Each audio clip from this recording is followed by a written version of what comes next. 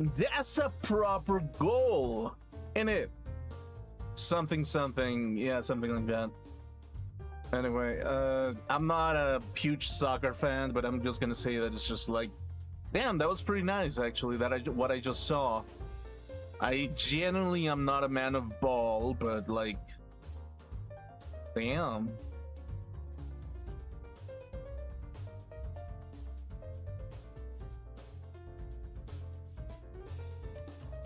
Damn. But yeah, anyway. Yeah, we're gonna continue the chapter 5 part 2 actually.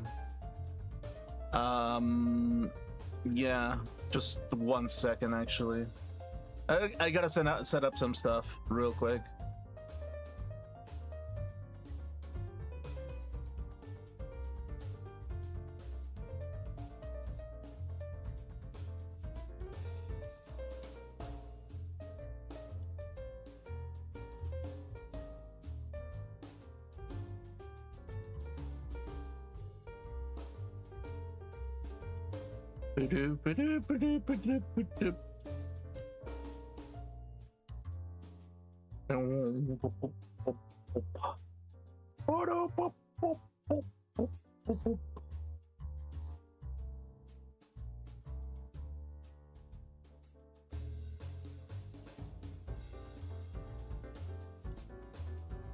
Okay, that's almost done. Okay, there we go. Cool, awesome. Boom, boom, boom, boom, boom, boom, boom, boom.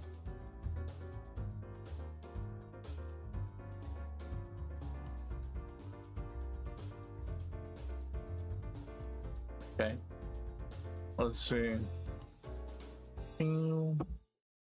Okay, here we are. We're gonna hang out a little bit before I start the stream. Mainly because, like, oh, gosh. Like, how do I put it?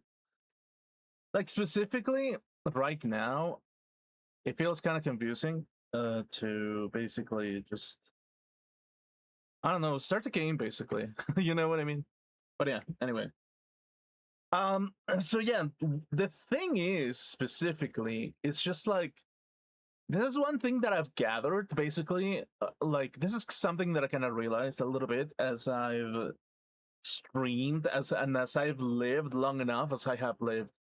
And it's like,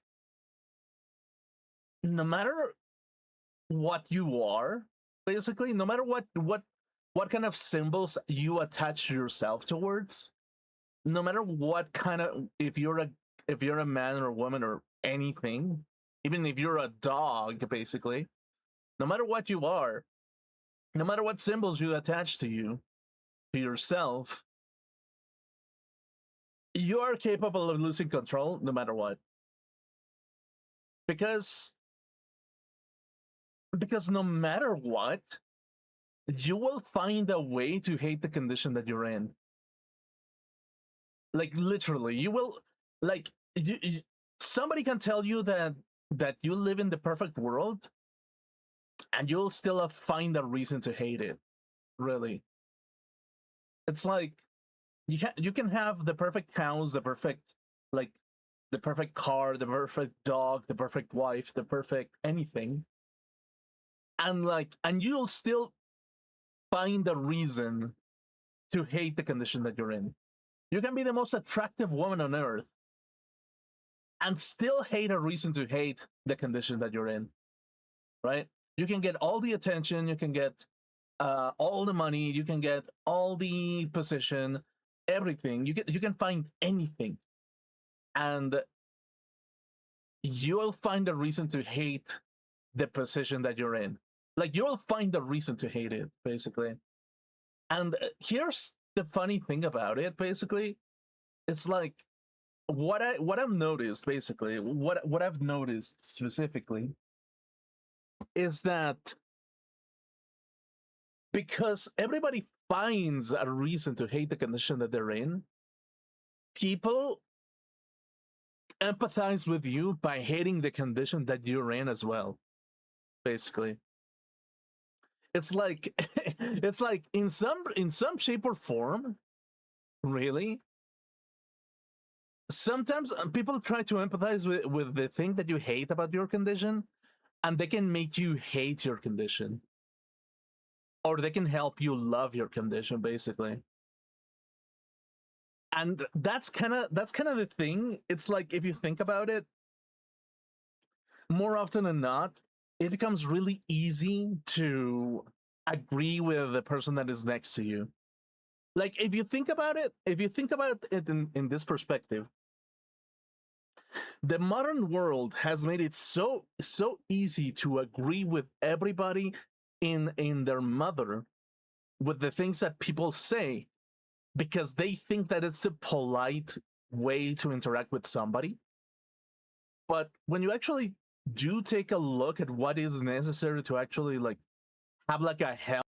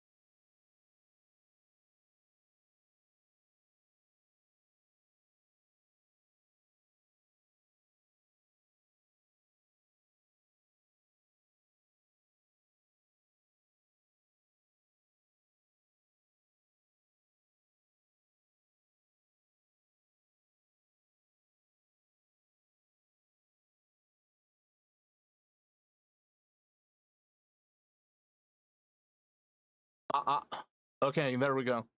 My microphone was not working. Okay, awesome. So basically, I've been speaking for no reason.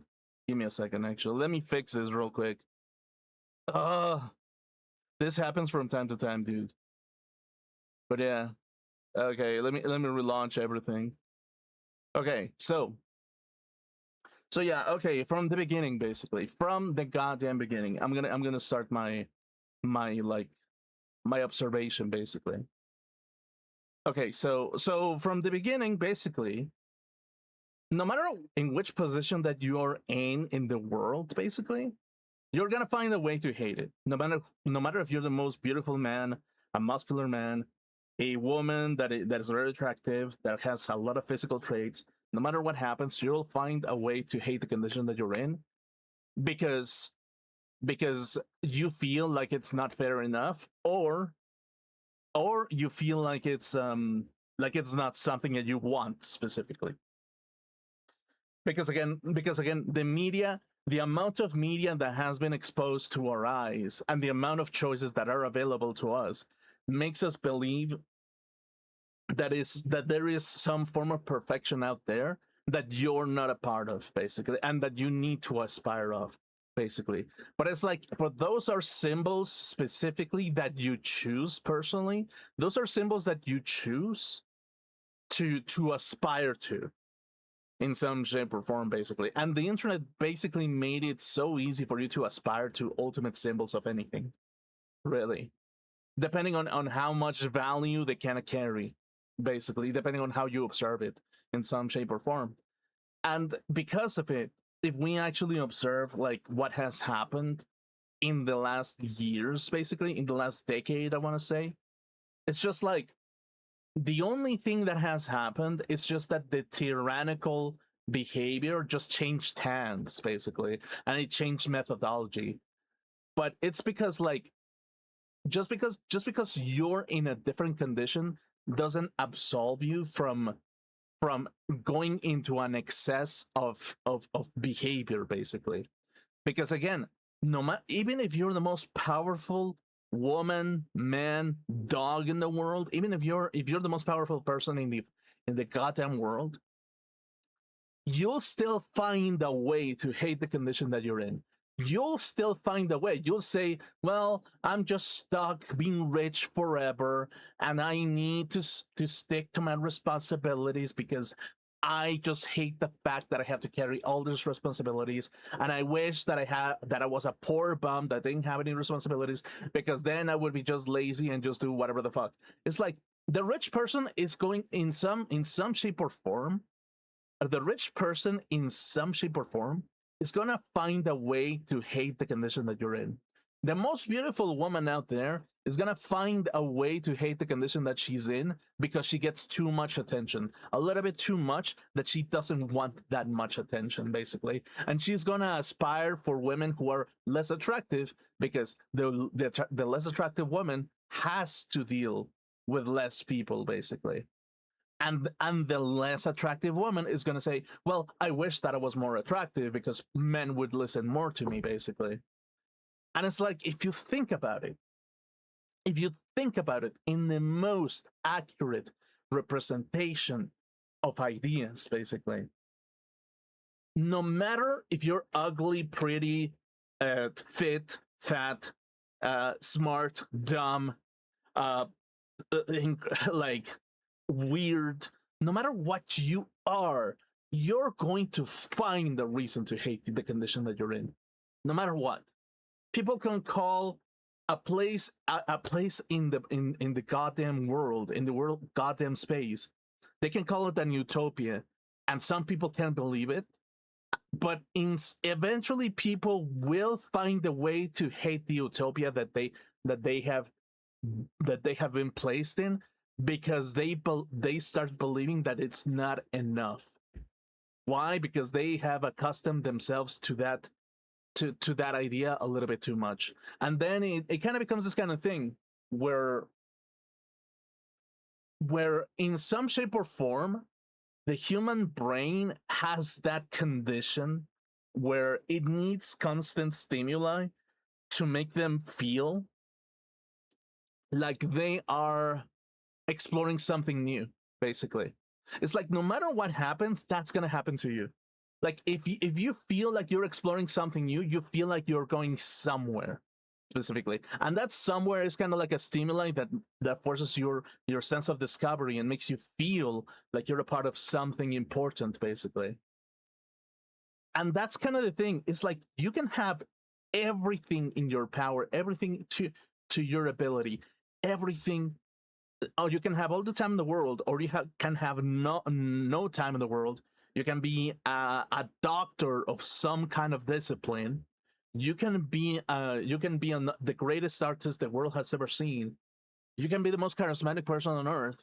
You can be like the most like a very skilled person at a particular job, and still find a way to hate the condition that you're in because somebody else has the thing that you don't have. And it kind of becomes this kind of thing where it's just like, yeah, well, the grass is always going to be greener, basically.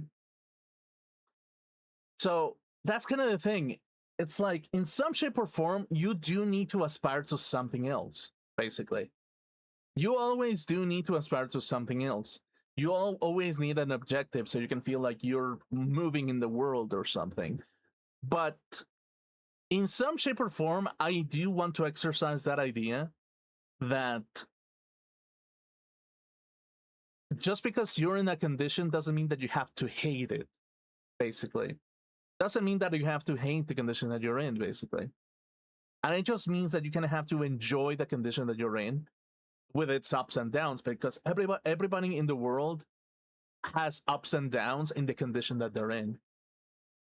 It's like, again, it's like a lot of people are gonna, and if you believe that you're worthless, sometimes the world is gonna choose and they're gonna tell you that you're worthless if you say that you're worthless enough, basically. So that's kind of the thing when it comes to like human psychology in some sense. It's like human beings can basically choose to give value to something depending on how you observe it, basically. And it's like, in some shape or form, it kind of becomes this kind of thing where it's like you do have to be confident about the condition that you're in order for you to that out of the values that you have, out of the experiences that you have, basically, you kind of have to realize that it's like, yeah, you do hold a lot of you do hold value to within your own skill, and a lot of people are going to want that skill. But we also kind of have to be a little bit realistic and say that not everybody is going to like the skills that you want, basically.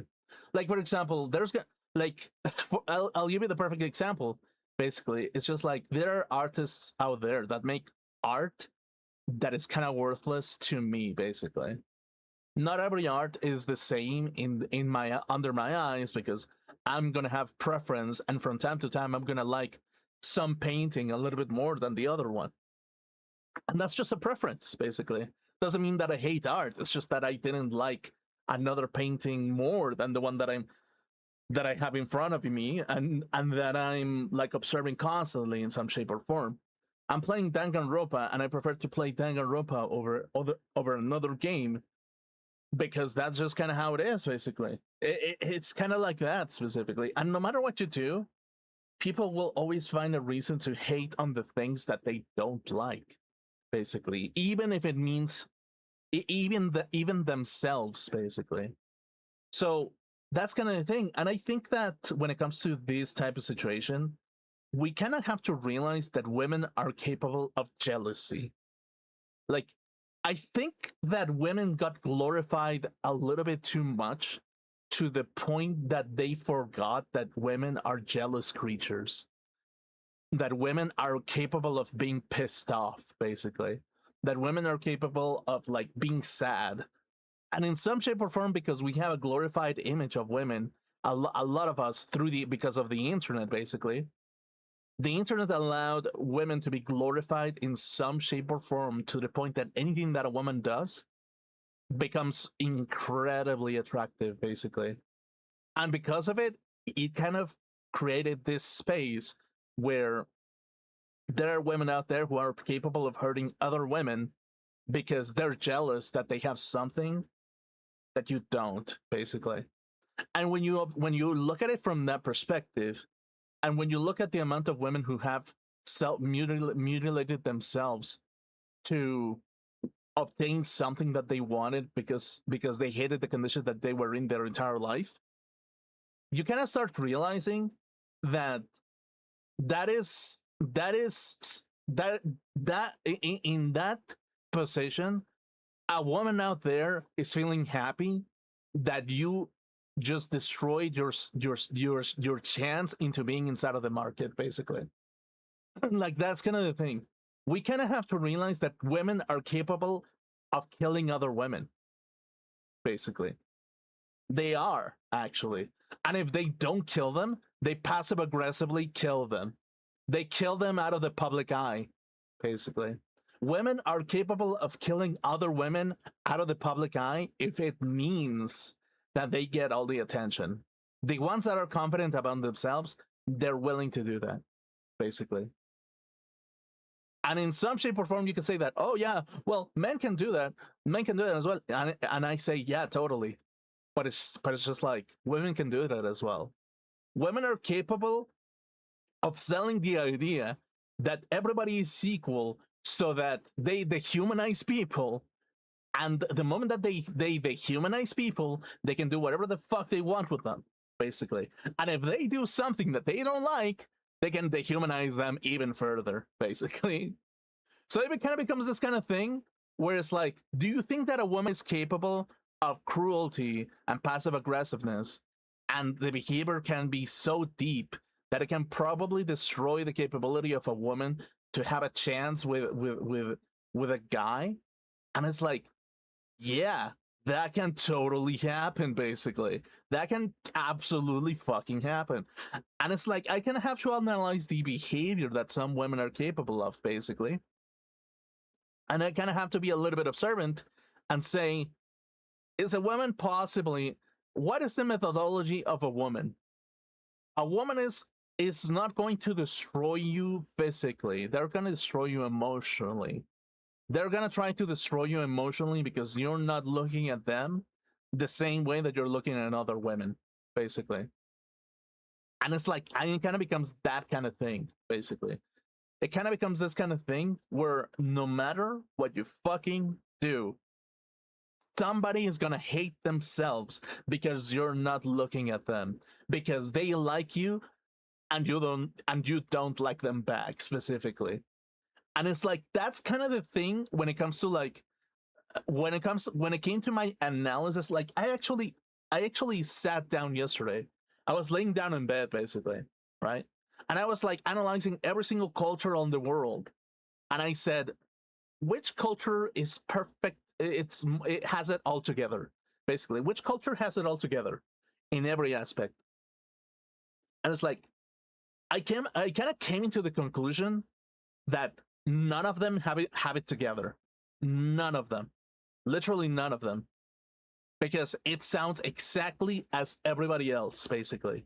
And some cultures have it worse, because the psychological damage that you can do into a man can be so devastating that they can become so self-destructive and so hateful of themselves that they didn't get the thing that they want or the person that they wanted, that they can actually go mad. They can actually go crazy, basically. So even in Western culture or in Eastern culture, no matter what happens, depending on the psychological aspects of the condition that they're in, if you remove something out of somebody because somebody decided to compete against you, the possibilities of that person self-destroying themselves or like harming themselves or harming others increase, basically. And if the thing that they thought that was so valuable was lost under their eyes happens, it becomes fucking hell on earth. No matter what you fucking do, no matter if you make a system where you can get the most utmost perfection out of everything, no matter how rich you are, no matter how poor you are, you will find a reason to escalate your own brain out of control because you're not getting the thing that you want, basically. And a lot of like philosophies are like, yeah, live with the littlest amount of as possible. If you live with small amounts, you'll be happy, and you'll feel like a happy man or a happy woman if you live with in the bare minimum. And people can abuse that because they know that you want the bare minimum. Basically. Oh, you want too much? Okay, I can abuse that because I know that you want too much. Oh, you have the ambition to become the richest man on earth? Oh, I can make it worse for you. Okay, you want to be the richest? Let me make your life as fucking miserable as possible. Oh, you want to live with little amounts of life? Oh, okay. Well, I guess I can find a way to make your life worse. I can make you live your life with the most minimum aspect of life, so that you obey what I have to say about you, basically.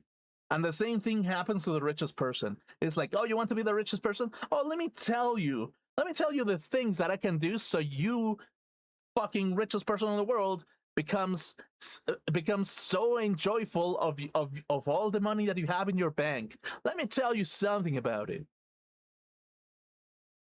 It kind of becomes that kind of thing where it's just like, shit. Okay, no matter how poor, how little you have, how much you have, how rich you are, the skin, no matter how beautiful you are, no matter how ugly you are, no matter how many fucking books you've written, no matter how motherfucking games you programmed, no matter how many fucking games you've won, no matter how many World Cups you've won, people are gonna find a reason to hate you. You're gonna find the reason to hate the conditions that you're in, and everybody's gonna be unhappy because of the condition that somebody else has put into another person. No matter what fucking happens, that's gonna happen to people. That's gonna happen to every single human on this fucking earth. A woman is not attractive enough, or she's not getting the attention that she wants. Oh, well, you know what? Fuck you. You're not getting the attention. Okay. Oh, you're getting all the attention? You're getting all the attention what now? There's gonna be another woman that is gonna feel jealous that she's getting all the attention now. Oh, fuck you, specifically.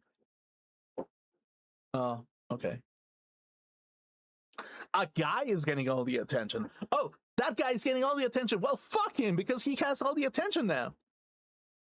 Oh, that guy has so little attention. Let's give him as little attention as possible so that he realizes that he's worthless.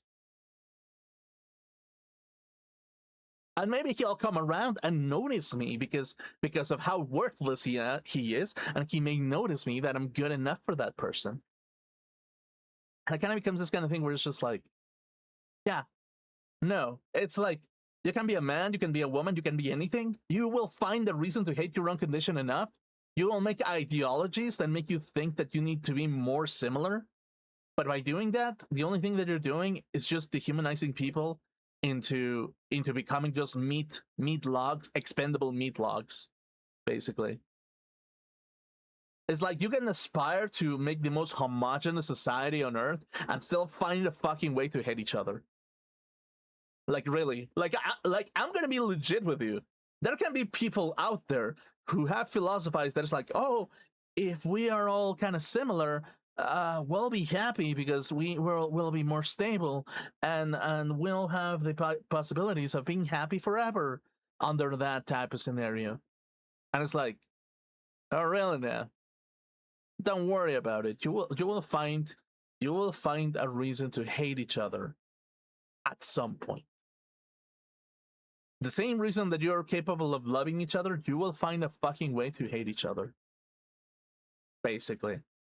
Like, you will find the reason. If you are capable of finding reasons to love each other, there's the possibility of you hating another person as well, because if you're capable of love, you're capable of hate. And those are kind of mutual emotions in some sense, basically.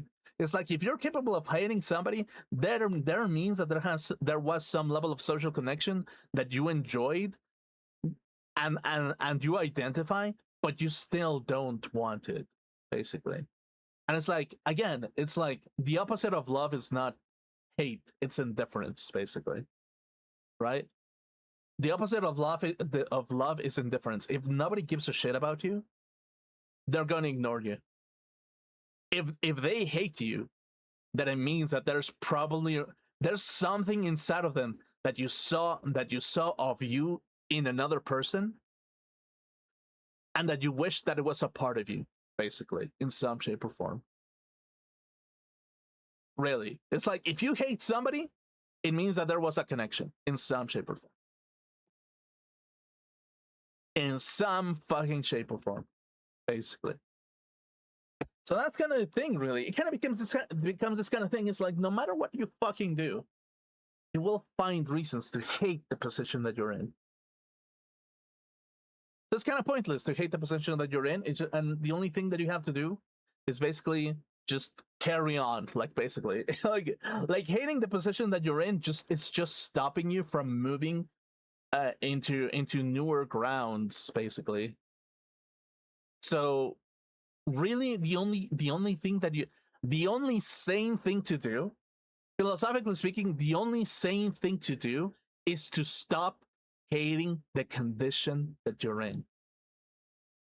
Because if you do, tomorrow you will find another reason to hate the condition that you're in.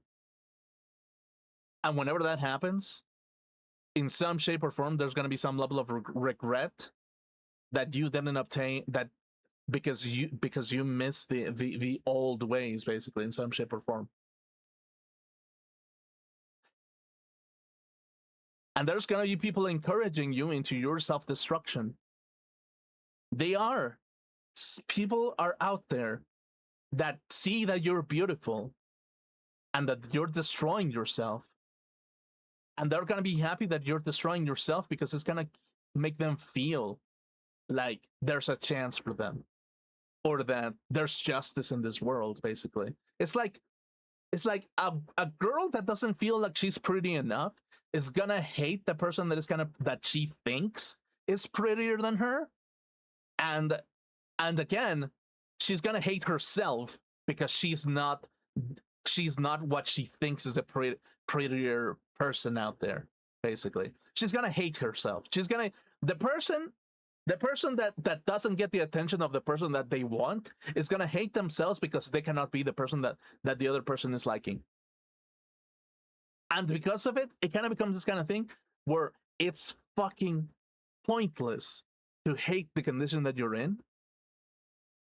Because no matter what you do, even if you're rich or poor, you're gonna hate it. You're gonna find reasons to hate it. You are going to find reasons to hate yourself. And the world is going to take advantage of your own self-hatred, and they're going to help you destroy yourself so that you get out of the nice circumstance that you're in right now, basically. Like literally, people are gonna fucking convince you out of the nice things in your life because you hate the condition that you're in. And because they're going to convince you out of the nice things in life, they're going to make you think, they're going to kick you out of the things that you thought were precious to you in some shape or form. So that's kind of the thing, really. It's like, and even if you get kicked off, and if you want to get back in a horse, you kind of have to get back. You have to get back in the horse, basically, if you want to get back, that is.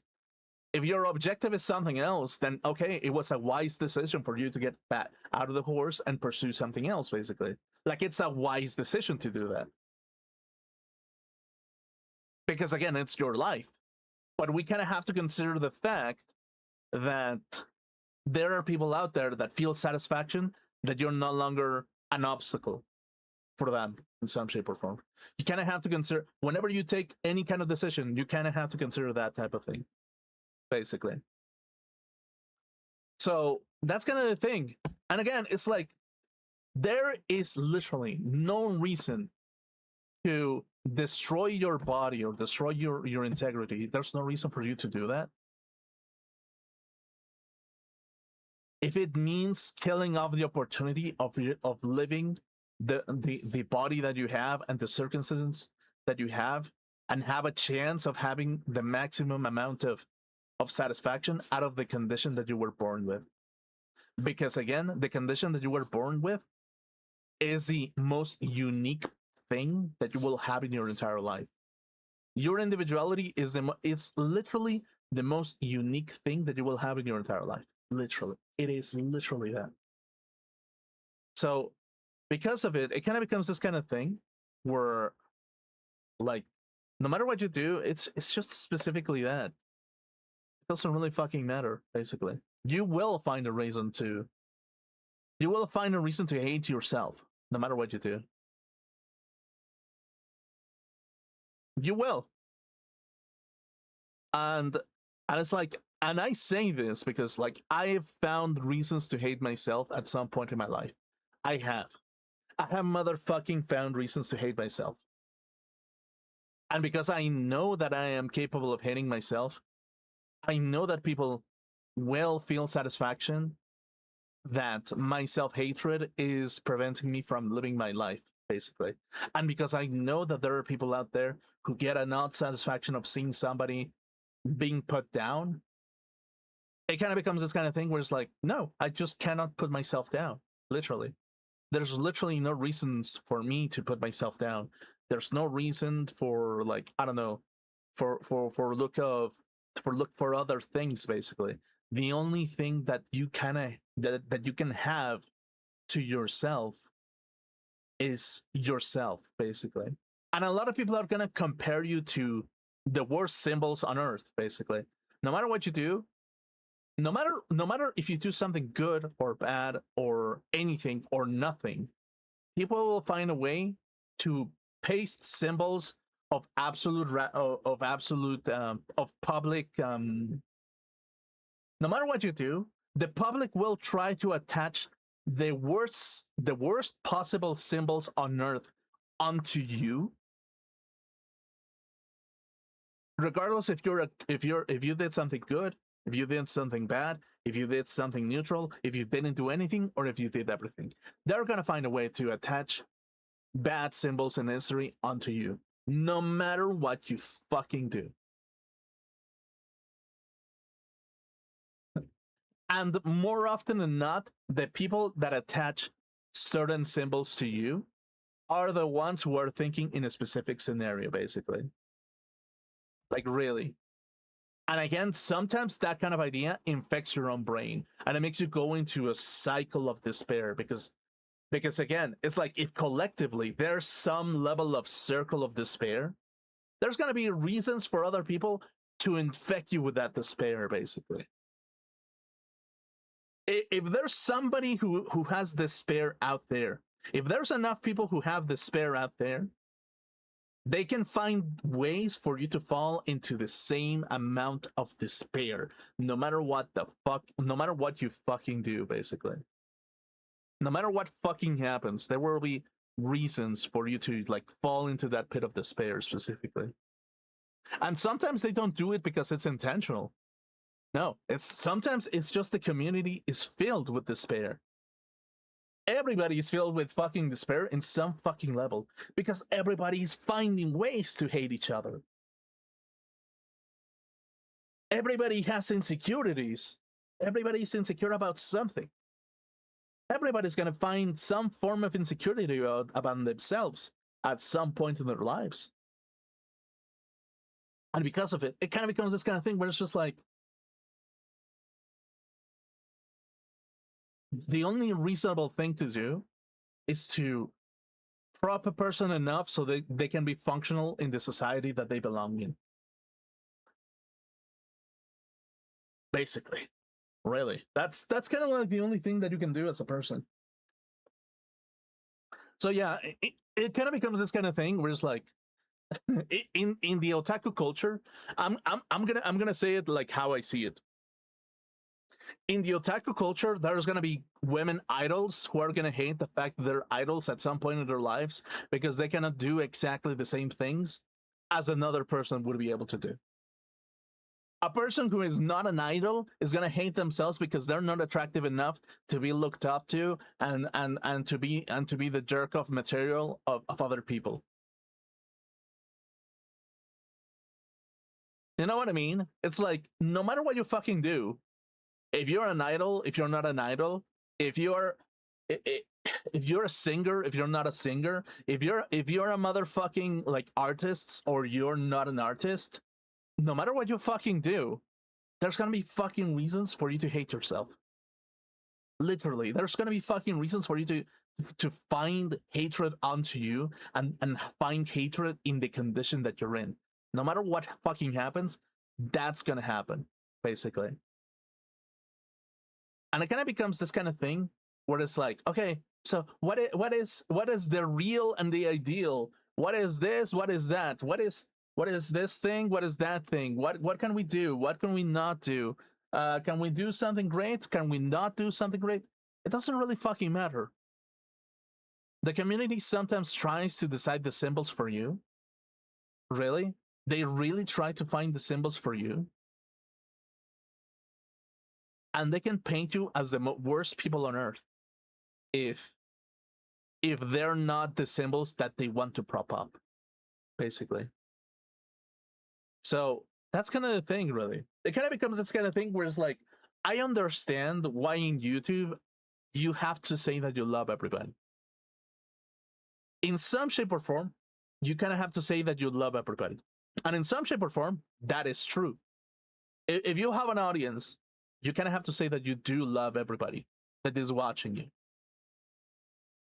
Oh, have you seen my spear? I may have lost it. Oh, hello, Nagito Komaeda, real. Welcome. I don't know. Probably along with your feminine hand or something. Yeah. So yeah.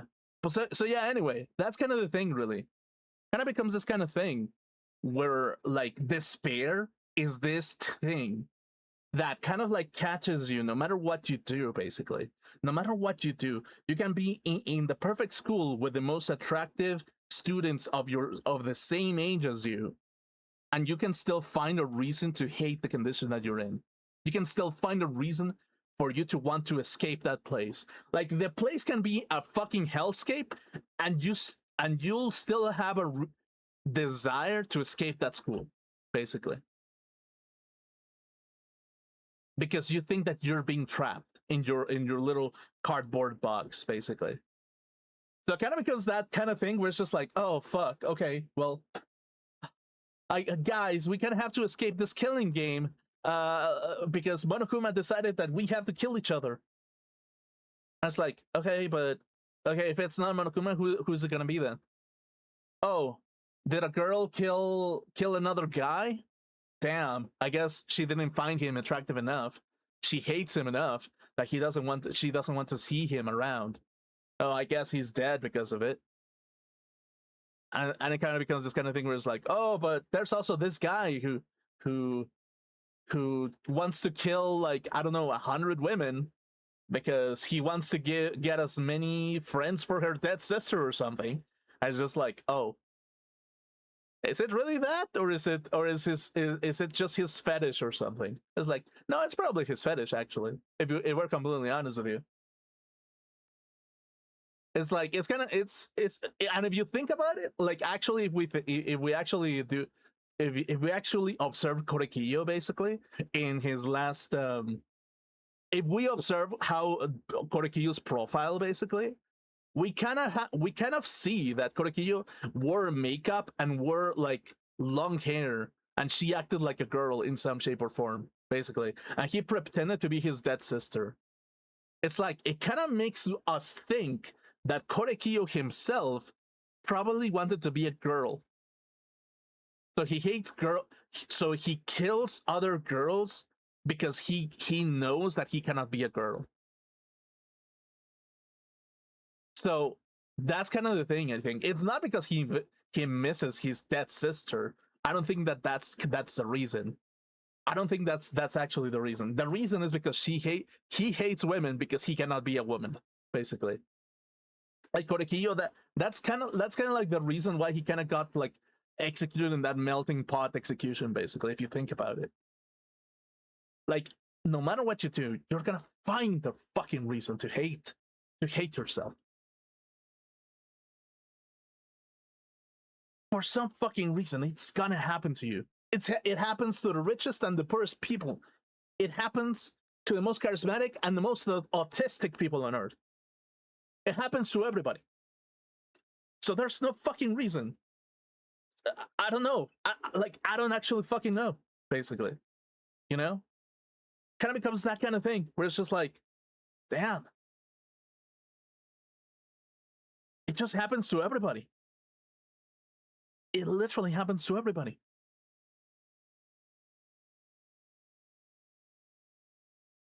So because of it, sometimes the best attitude to take is just be like, hey, let's just live with each other, basically.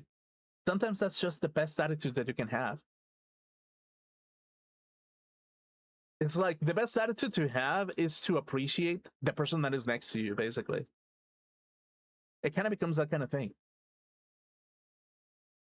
If there's somebody that likes you and you like them back in some shape or form, kind of becomes this kind of thing where it's just like, yeah, you know what? You're cool enough. I like your company. And sometimes we can be stuck in a school in the middle of nowhere, trapped forever. And that will be our reality, basically. That will be our reality, and it won't be, and it's not going to be something different or worse or better. It's just going to be, it's just going to be better for us as a community. It's going to be better for ourselves, basically. So yeah, it's just like, kind of becomes this kind of thing where it's just like, if you feel like you're inside of a box, you're going to want to escape that box. But if you feel like if you feel comfortable enough with another person, the box can suddenly look like the most beautiful place on earth, because you're next to the person that you think that is good enough, basically. So that's kind of the thing, really. It's like,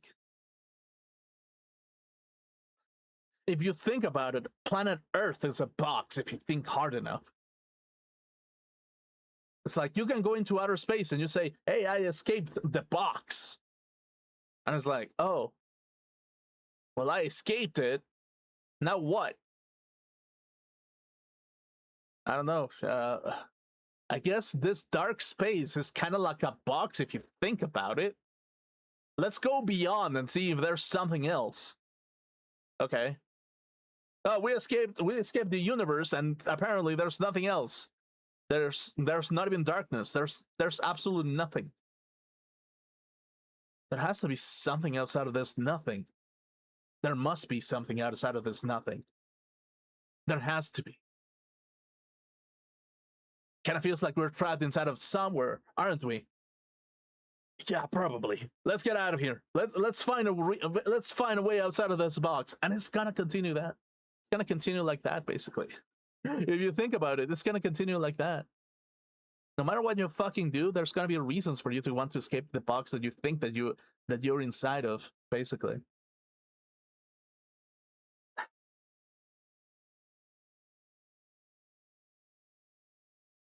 So yeah, that's kind of the thing, really. That's kind of the thing. Oh my fucking god, dude! What the shit is happening with that, dude? Danganronpa has to be one of my favorite games of all time because they actually picture the philosophy of it. They actually capture the philosophy of existence to perfection for some fucking reason. And I actually love the art style. I love everything about it in some shape or form. And it's like, actually, you know what? Before I used to think that the two-dimensional thing was kind of like, oh, it's an artistic take, but it's like, if you think hard enough, if you don't think hard enough about the people next to you, you're gonna think that they're two-dimensional characters, that there's no depth attached to them, basically. And if there's no depth attached to them, you're gonna think that that they're replaceable or something. And if you think that they're replaceable, you're gonna want to you're gonna think that there's no worth to them, and you're gonna think that the only solution is to get rid of them because they're the obstacle from you getting outside of the box or something, basically. And it probably, that's probably the reason why the game is conceptually the way that it is. Is like every single character is two-dimensional in some shape or form. The world is three-dimensional. The characters are two-dimensional. And if you actually, philosophically speaking, I have looked at the rooms that have the most highly detailed out of the stupid like toilet, you know. It's like the last chapter I complained about the fucking toilet inside of the inside of the in the of the mechas that were inside of it. And it's like, what's the fucking point of making the most detailed toilet if there's nothing to interact with it? And it's like, oh, that's probably the fucking reason, isn't it? That's probably the fucking reason. There's no reason. There's nothing to interact with the prettiest toilet on earth. You're gonna think that, oh, well, the toilet is, you know, it's the most beautiful, most highly detailed toilet that the world has ever seen, and you can't even touch it because in this game, that thing doesn't exist. You cannot interact with it. But with the characters, it's just kind of like, hey, you can kind of interact with them. They can bounce around and they talk back to you. And even in that world, it's like, okay, yeah, but even the characters of this world think of each other as two-dimensional people. And if they think that they're two-dimensional people, they think that the solution is to kill them, because they're the stepping stone from getting into the outside world, basically.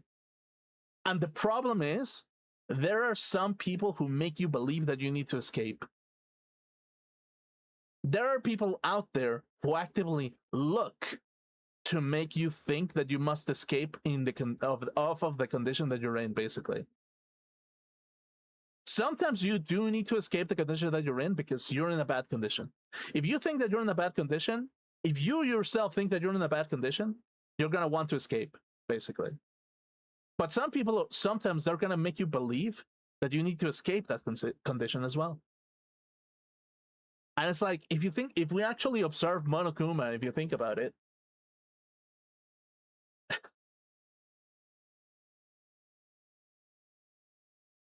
I think the reason why this is a psychological horror in some shape or form is because, to some level, every student in the academy probably likes Monokuma on some level.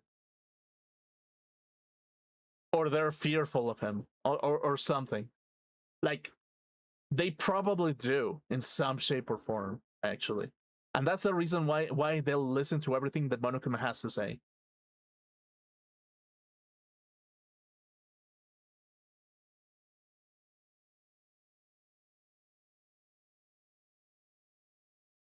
So again, it kind of becomes this kind of thing where it's just like, me as a consumer, I look at Monokuma and I'm like, I kind of enjoy Monokuma. Like, I actually enjoy the design of Monokuma. He's pretty nice. He's an asshole, but like the concept is pretty nice. I enjoy every single aspect of the characters themselves. I enjoy motherfucking, like, I don't know, like Chabashida. I enjoyed motherfucking like Himiko. I enjoy Mew to some level, even although that I kind of ended up hating her a little bit after a while.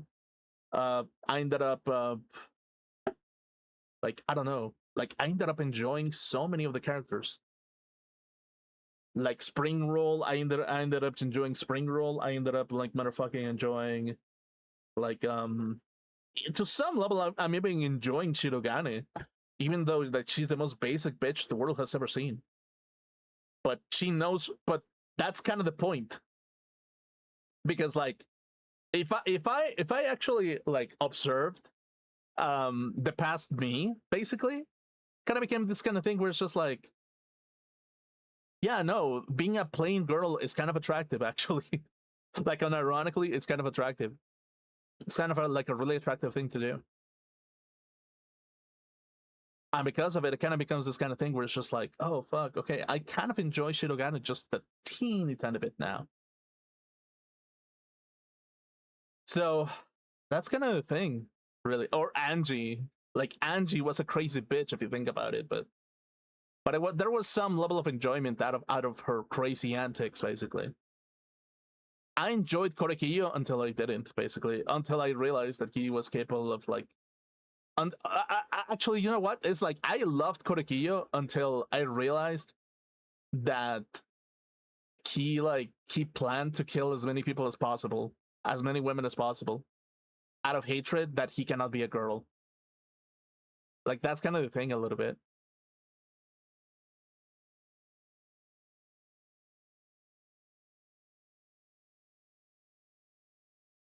Well, actually, no. Let me rephrase that. Korekiyo loved humanity so much that he wanted to be a girl from time to time. Actually, it's like I think Korekiyo knew that he was a guy, and because he felt remorseful that he cannot be a girl, he probably acts like a girl from time to time because he loves everything about humanity.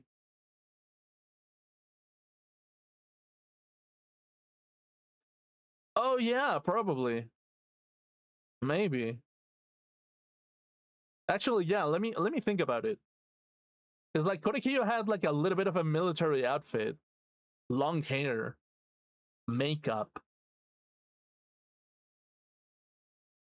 It's like, yeah, you can say that he's the kind of guy that loves everything about humanity. He loves it so much that he even likes the terrible things about humanity.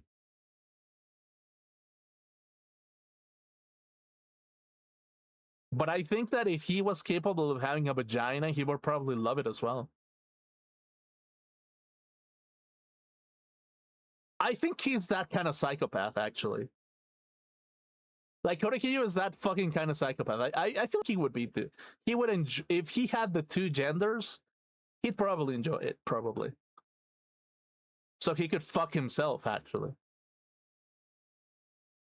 So yeah, maybe that's kind of the thing, really. Actually, no, I take it back. Korekiyo is kind of that kind of person, probably. Korekiyo is that kind of person that probably enjoys humanity so fucking much that he's willing to fuck himself if he had the chance to. He's willing to commit the most atrocities about humanity. He's willing to be a saint for humanity. He's willing to motherfucking make weird rituals that are made to kill people. He probably wants to be a missionary of some sort. He wants to be a girl. And it kind of becomes this kind of thing where it's just like he loves humanity so much that he's willing to kill, that he's willing to do exactly the thing that humanity does, which is kill people that he doesn't like or that he likes even. Because because he loves them, he's willing to kill them, basically.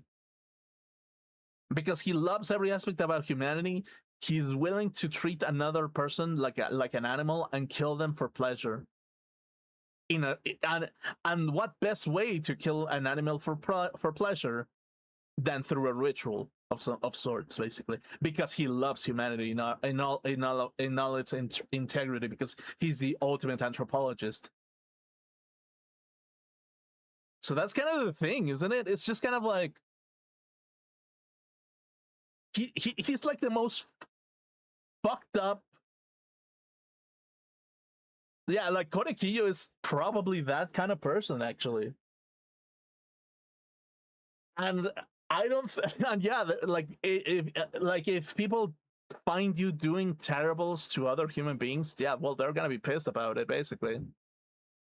If you think about it, if you're capable of hurting a person too deeply, they're gonna find reasons to hate you, but because they love the person that they're watching, not because they despise you, basically. Well, they can find reasons to despise you, basically, but that's kind of the thing. It's just like you can love somebody and hate them because you love them, and the people who love that person are gonna hate you because you hated them back, even though that you love them in some shape or form, and because of it, it kind of becomes this kind of thing where it becomes fucking possible to be on the same page, basically, because it's like no matter what I fucking do, there's gonna be people who are gonna love her no matter what she does or what he does, and no matter what I do, there's gonna be people who love me no matter whatever the fuck I fucking do. Or maybe there's gonna be people out there that are gonna love me because I'm me, and there's gonna be people who hate me because of me, basically. There's gonna that's just gonna be the thing, basically. It's like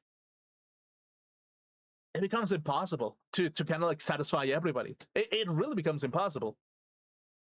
And that's kind of freedom in some shape or form. It's like giving the ability for another person to hate you is kind of like is their freedom to hate you, basically.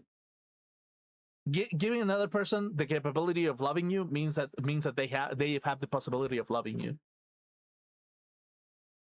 Giving you the possibility of respecting you means that they can respect you. And it kind of becomes this kind of thing where it's just like, yeah, there's gonna be people who are gonna despise Kokichi Oma, and I'm the kind of person that kind of appreciates some layers about him, not everything, but some levels of it. And it's like, that's kind of the thing. It's like, to some level,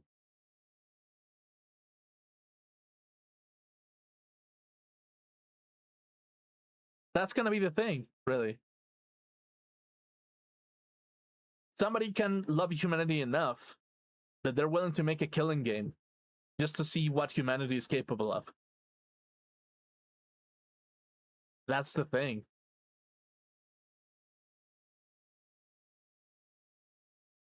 And that person probably has never gone through pain or any form of retaliation for them to have that mentality, basically.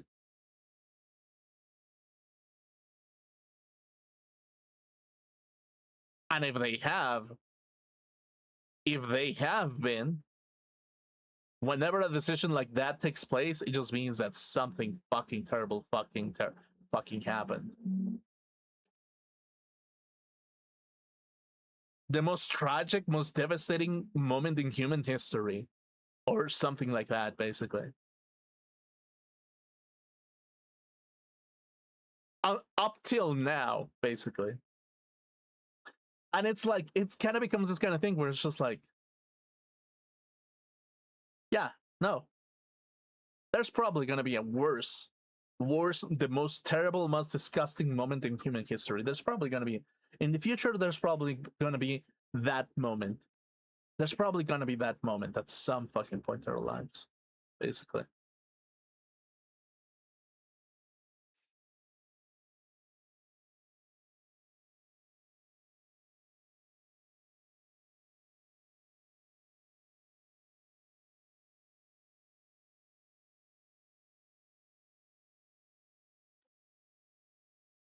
So yeah, it kind of becomes this kind of thing where it's just like,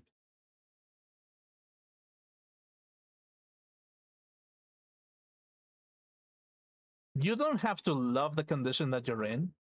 You don't have to. But you also don't have to hate it, basically. You don't have to hate the condition that you're in. You're just in a condition, and that's it, basically. You're just in one condition. Really.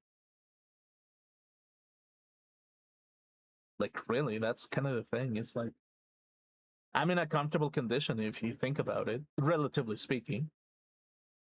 But even in my comfortable condition, I kind of hated it for a while, basically. So much so that I enjoyed not being in a comfortable condition. But now that I have experienced it, now I suddenly want to go back to my comfortable condition a little bit. So that's the thing, really. It's like,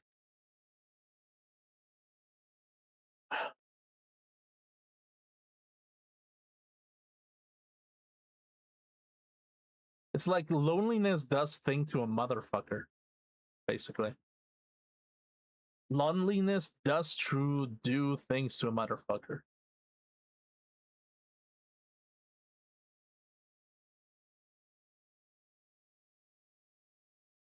Yeah. Anyway, let's get to the game, I guess.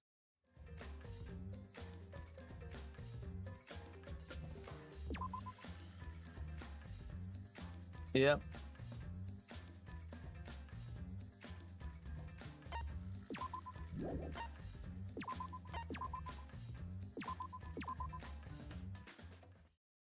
So yeah, that's kind of the thing, really. I mean, if you think about it, me being a VTuber got me out of bed, basically. That's the funniest shit of it all. It's like me being a VTuber has made me get out of bed. And at some point, somebody being a VTuber hated being a VTuber. That's the thing, isn't it? It's like there are VTubers out there who loved being a VTuber for a long period of time until they fucking hated it, basically. And that's kind of the thing, really. It's like no matter what you fucking do, you're gonna find ways to hate it. A school is gonna look like a jail if you look hard enough. A pretty pink jail. Really?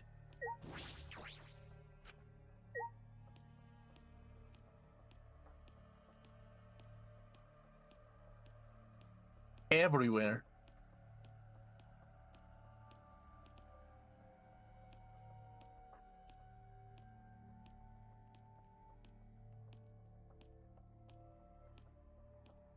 Like you can, like if you look hard enough,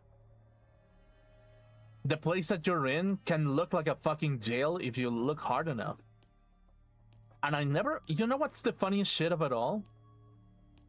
In Danganronpa 1, actually, Danganronpa 2, Danganronpa 3, the schools themselves, I never looked at them as jails.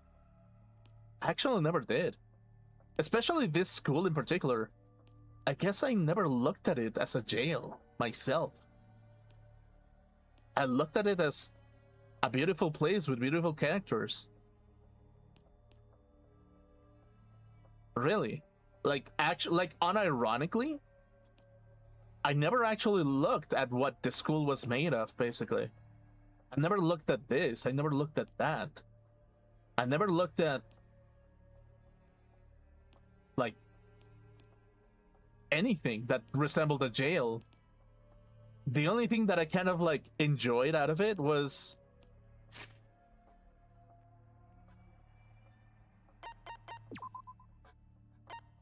Kaito, Ryoma, Rantaro, rest in peace forever miss. Sucks to be the first one to get killed. Gonta, Oma, this fucker, Kibo, Dojo, Himiko, Springroll, Chabashida, Shirogane, Angie, Mew, and Kaede, basically. That's the funniest shit of it all, basically. For me, this never looked like a jail at all. It never did. The fun part was the characters themselves, really. It always has been, for me. It doesn't really matter if I was the owner of this building, I'd be like, hey, this is a nice building, I guess. And I'd be like, hey, who the fuck cares? Let's just have fun or something.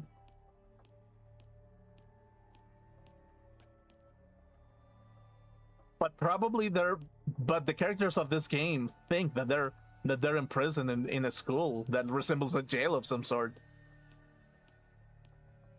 So that's kind of the thing, really, if you think about it.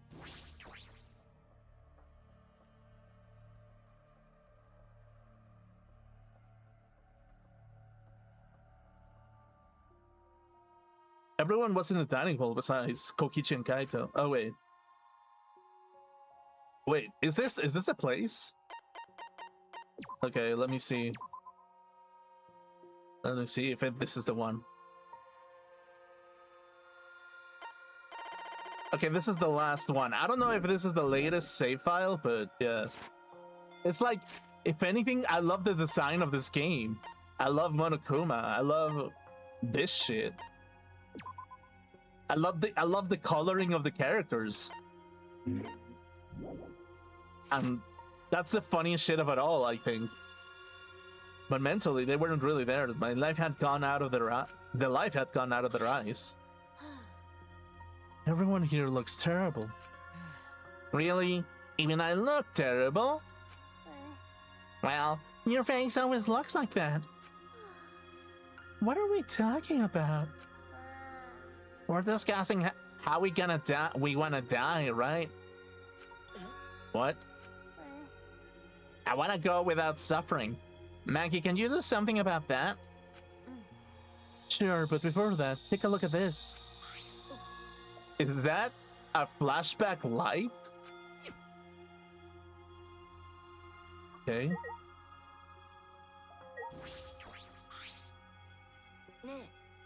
And that's kind of the thing. It's like they realized that they were stuck inside of a dome that prevents them from dying from the hellscape of the outside world. And they're depressed, and they're like, okay, there's nothing else out there anymore, so I guess we gotta die or something. Or they can just live with each other. That's kind of the funniest thing of it all. Mikey, why do you have that? It was on top of the table when I went to the dining hall this morning. It was just sitting there? Hakichi probably just put it there. To confirm the truth, perhaps. If you use that flashback light, we may recover memories that corroborate his story. So we're supposed to use the flashback light to confirm the truth Kokichi told us. We don't need to confirm anything. We saw the outside world for ourselves. Do you want to die comfortably? I can help you, but we should check this flashback light first. What? Why do we have to do that? It's the only thing we can do right now. If we're gonna die, then we might as well do anything we can. We'll have no regrets that way. And even if it's dangerous, it wouldn't matter anymore, right? Either way, there's nothing for us to lose. We don't have any hope left. So, let's do what we can. Well, okay, things won't end up worse than they already are. So when you kill me, will it be like falling asleep? Then it's decided. Kibo, Shuichi, are you fine with that? Yes. Very well, then. Yeah. And thus it was decided fairly painlessly. A flashback light suddenly appeared. Nothing could be more obvious and suspicious. But because our spirits were already broken, we had nothing to lose anyway. Okay, I'm gonna turn it on. Maggie switched on the flashback light. And at that moment, okay, the world lit upside down. This is a story all about how my world flipped upside down. Motherfucker, I went from Bel Air into a motherfucking I went from the hood into fucking rich Bel Air or whatever the fuck with my rich uncle and they all fucking slapped me because I'm a hood rat instead of a rich school or something. And then there's a rich girl out there that I really like that decided to piss on me while I was like taking a nap on the school grounds. And I guess I kind of liked that a little bit. I don't know, probably was kind of enjoyable. Or I hate it. I don't know. I mean, yeah, getting like I get it's kind of like getting like Gatorade on a hot day if you think about it.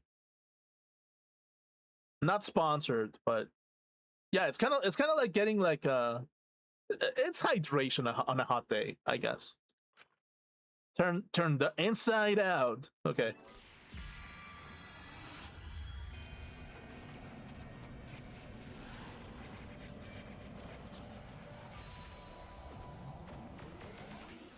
Okay, cool. That's it. I remember. Everything is connected. And we had forgotten. We had forgotten that everything is connected. Oh, what is? It all started at that academy, a government-backed school that nurtured the most talented students in various subjects, Hope Speak Academy. And the event that tore the school apart changed the world. The biggest, most awful, most tragic event in human history. It triggered a wave of terrorism and war across the world. Humanity's true despair. Half of the world was destroyed as a result of the terrible violence. And that tragedy was caused by a single high school girl. Junko! The ultimate despair, Junko Enoshima. She used whatever means necessary to paint the world in despair. The killing game of the 78th class of Hope Speak Academy was the same way. Trapped by the ultimate despair, forced into a killing game. But after Junko Enoshima died, the case was closed and the world began to slowly recover. But Junko's disciples, the remnants of despair, weren't done sowing chaos. The Future Foundation fought against them, trying to restore order. The war between hope and despair grew more and more extreme. The fight raged on, but came to a sudden end. It's like, I'm gonna be real with you. You can say that there's the most attractive girl the world has ever seen. Like, you can say that specifically. And you can still find fucking reasons to motherfucking, like, I don't know, like, kill each other if it's too perfect. Like, that's kind of the thing, really. And she's too perfect out of the data collection of the internet, basically. It's like, if the internet has conditioned you to believe that some girl isn't attractive enough, people are gonna think that she is the ultimate pretty girl. And if she's the ultimate pretty girl, it's just gonna mean one thing and one thing only. Chaos, tragedy, death, everywhere. Because they cannot have exactly that. And it kind of becomes this kind of thing where it's just like, yeah, well, a lot of people are gonna have to lie that they're equal to each other and within their condition they can enjoy everything about it. But in the end, it kind of becomes that kind of thing, really, where no matter what you fucking do, there's always gonna be people who are gonna want to force people into acting in a particular way, basically. And because of it, it kind of becomes this kind of thing where it's just like, yeah, you kind of have to be a little bit heartless in order for you to kind of do whatever the fuck, you know? So it's kind of like, yeah, if you think about it, you can believe that somebody is the most beautiful person on the entire fucking planet. Like, you really can if you think about it. Or you can think that she's the ugliest bitch the world has ever seen because she's beautiful. It's up to you, basically.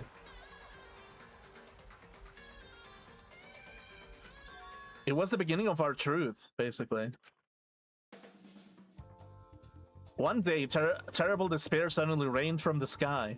A countless number of meteorites fell upon the world, carrying an unknown virus. Emboldened by the overwhelming despair, the remnants cried, "Humanity deserves damnation." The Future Foundation was overwhelmed by the renewed despair and quickly lost influence. But then Makoto Nagi, together with former members of the Future Foundation, well, which, by the way, we kind of have to consider this.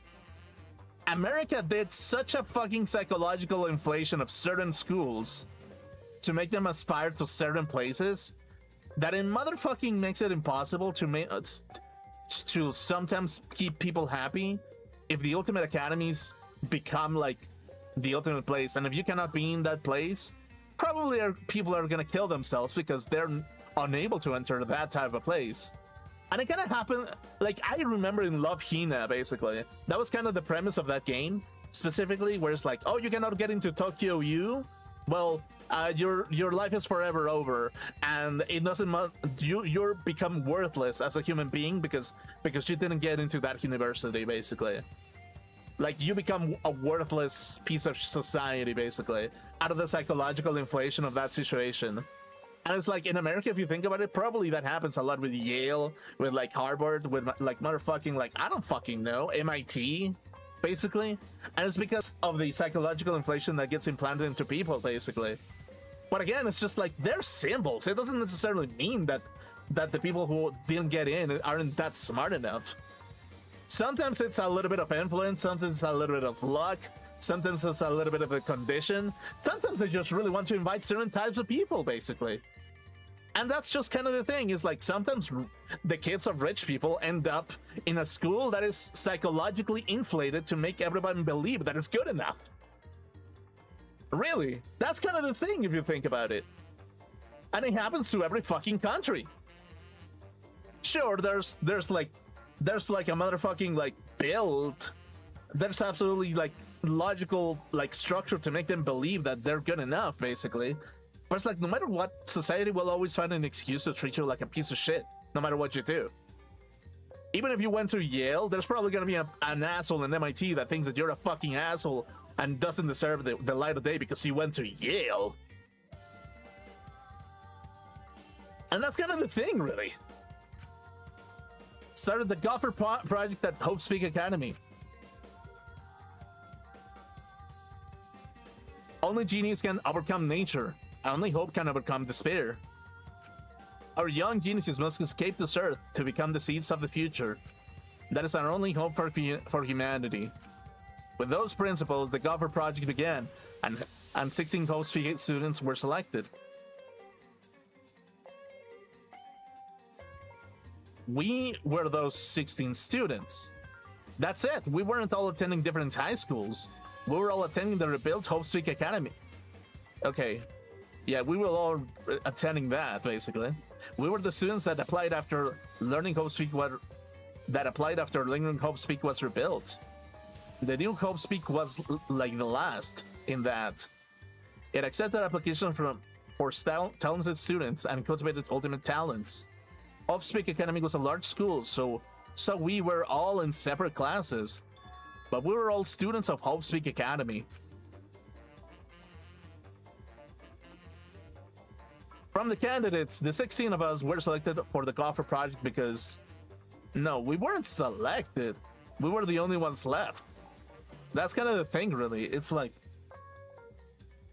If you think about it, depending on the condition that you're in, basically, people can sacrifice the children around them if it makes them feel better that there's nothing like of valuable left. It's kind of like that Japanese video that I saw the other day where it was like, yeah, I would rather name my child like a piece of shit, like Maru or something, like Benny Maru or something, right? It's like, yeah, it's just, my son is a piece of shit. It doesn't deserve the light of day, basically. I know that he's a piece of shit, so you know what? If you kill a piece of shit, it's none of my business, okay? Like, he's worthless. And it's like, kind of becomes this kind of thing where it's just like, yeah, well, you kind of have to defend your children so that the world doesn't kill them. And you're not gonna kill somebody who has their name that has shit on their name. You're gonna make them exist because it's hilarious that they're walking around with the name shit attached to them, basically. So it kind of becomes this kind of thing where it's just like, oh yeah, we're gonna let you live because you're a clown of some sort. We're gonna fucking let you live because we know that you're a piece of shit. We're gonna let you live. We're gonna let you in this kind of place because we know that you're a degenerate that doesn't deserve the light of day, and that you like to seduce women all over the internet without any kind of good purpose or something. Like, that's kind of the thing if you think about it, basically. And it kind of becomes this kind of thing where it's like, dude, I'm just an old geezer at this point. It doesn't fucking matter. I mean, I'm kind of attractive, maybe, to some people, but not everybody. Everybody finds somebody attractive in some shape or form. Basically, if you think about it. So yeah, if you think about it, if you think about it, it doesn't fucking matter. I'm the ultimate psychopath if you think about it. I'm the ultimate psycho. I decided to motherfucking trash talk as many people as possible for the sake of doing it. And that makes me worthless to a lot of people.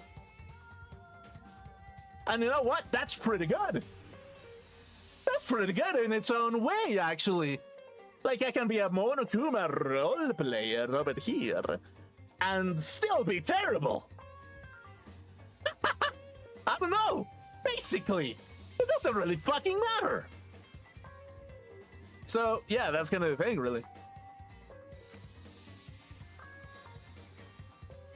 The mysterious virus from the meteorites had spread rapidly around the world. The entire world was on the brink of extinction. Hope had almost triumphed, but cruel despair came roaring back to overtake the world. But we just happened to be immune to the virus. That was the reason why we were chosen for the Gopher project. Okay, yeah, sure. I finally remembered. That world, this world, it's all connected. Okay, cool. Everyone, did you all remember? Yes, I can be able to recall everything now. Yeah, why? How can we forget something so important? We were students of Hope's Peak Academy. We were the symbols of hope entrusted with the survival of humanity. Except for one reason. Kokichi Oma, the mastermind behind this killing game, is the organization's real identity. Dude, the fucking asshole is gonna pretend to be Monokuma if it gives him position in this new world of 7 people. If he can be the deciding factor over who lives or who dies or who gets to do whatever the fuck, he's gonna be on top of everything. He's gonna be the choice giver.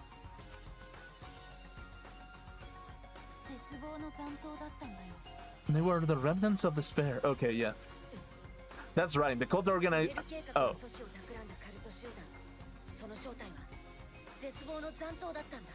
Yeah, sure.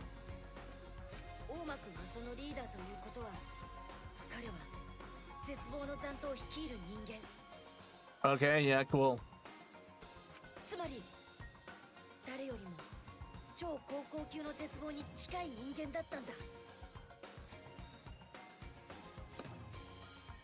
No. He's not. You wanna know why? I am the ultimate despair, motherfucker.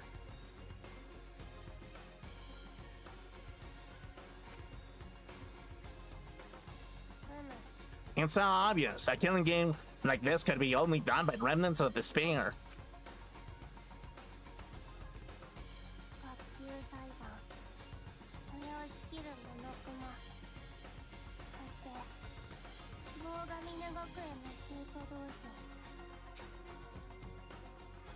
That's the funniest shit of them all.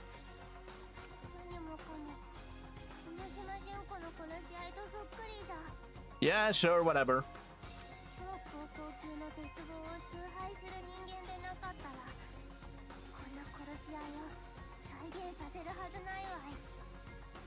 Worship? Okay.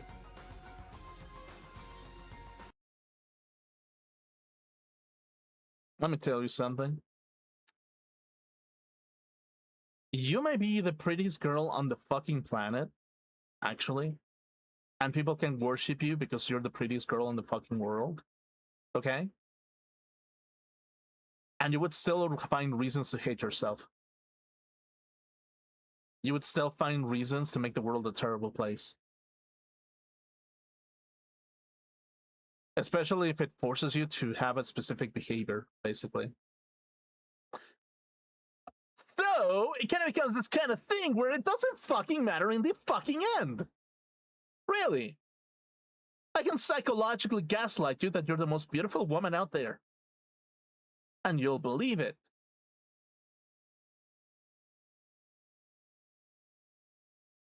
Or you can be the ugliest hag I've ever seen and still believe it.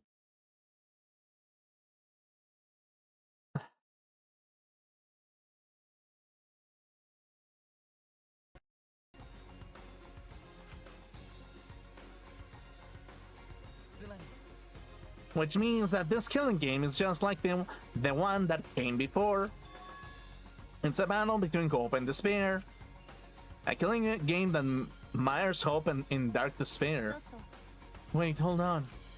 If this was such an important killing game, why did Kokichi abandon it? That's also something the remnants of despair would do. That man's Junkei Enoshima, right? He made an elaborate plan to cause us to despair, but he got bored of that plan. Wanting to feel the despair of your plan being ruined. That's the ultimate despair for you. What's wrong, Maki? Nothing. I'm just not convinced. It's probably fine, though. It's not a big deal. Are you sure? We finally learned the truth, but we still can't do anything.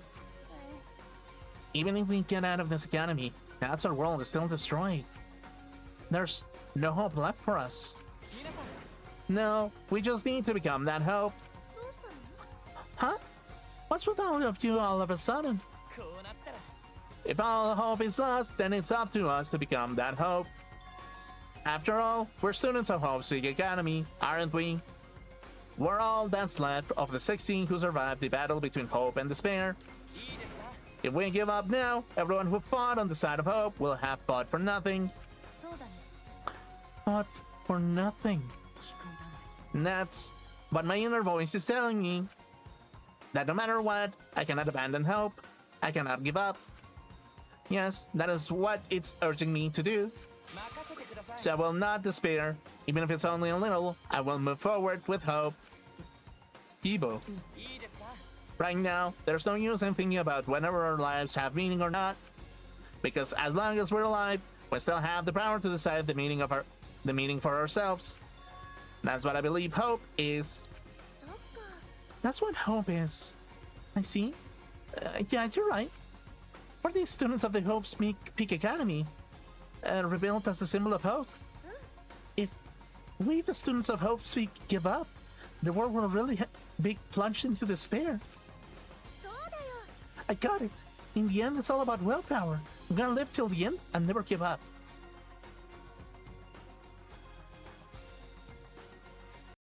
Or you can just have fun with it.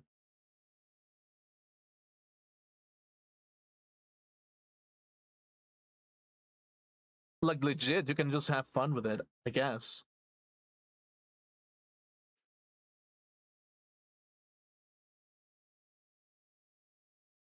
Yeah, I guess things didn't turn out as I expected. You know? They really didn't.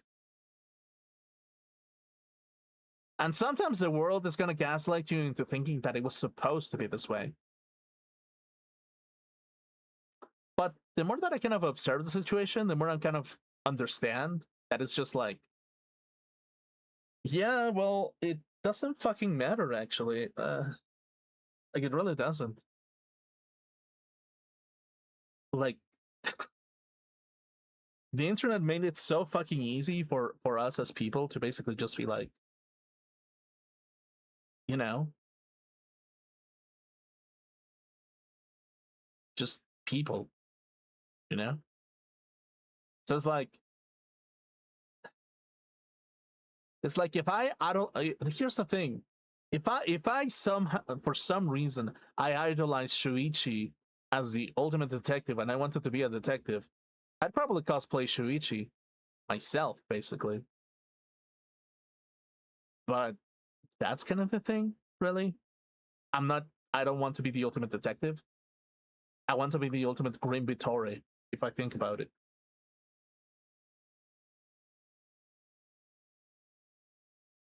Really. That's kind of the funny thing about it. It's like, I'm the ultimate Grim Vittori, if you think about it. Yeah. That's basically it. If you think about it, I'm not trying to suck my own dick. Okay, I'm not trying to. I'm not trying to open my mouth and swallow my entire body fluids and gargle it inside of my mouth and just be like, that was a delicious horchata drink. Like, I'm not trying to do that. But at the same time, I am the ultimate Grim Vittori if you think about it. Yeah, kind of. Really. Yeah. I mean, Junko can take the title of Ultimate Despair or something. Really. Yeah. She can take it. Really.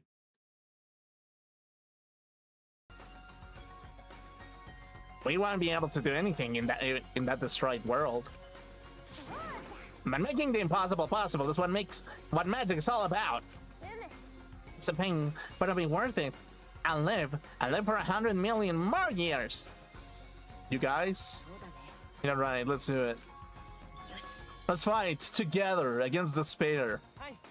Yes, as long as we stand together without giving in to despair, we will find a new hope.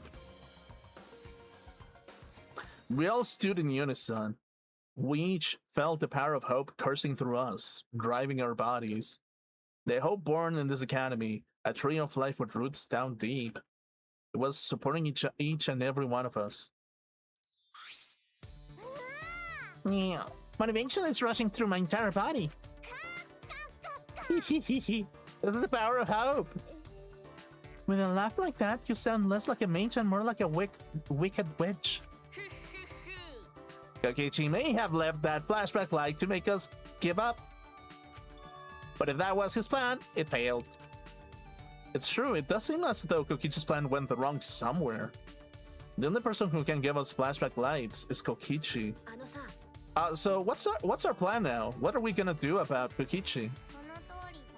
We gotta stop you-know-who, the remnant of despair, or this despair will never end. We have to... and Kaito, too. Yeah, of course. He's so stupidly positive. It's just the kind of guy we need at a time like this. With Kaito by our side encouraging us, then even if we are the only people left, I think we can still find a new hope. Yeah, that's exactly right. I knew that even in a situation like this, he'd think of something. The problem is, where are Kokichi and Kaito? They're in the exisal hangar. Both of them. Kokichi did say that Kaito would be trapped in there, but... by chance, I happened to see Kokichi leaving the hangar during nighttime yesterday. By chance? Really? I bet the truth is out. You were worried about Kaito and were watching the hangar all day. Looks like that was the case. It's not like I was worried about Kaito or anything. I just had nothing else to do. Also, I'm used to watching others, so it wasn't any trouble. It's important for assassins to watch their targets and think of ways to kill them. Oh, sorry, but they were wrong voice, actually. Stop. We weren't just getting mushy, but you had to make it all bloody instead. 100%. We know they're in the Exosoul hangar, but how do we get them out? The hangar has an alarm system that will go off if anyone approaches the shutter.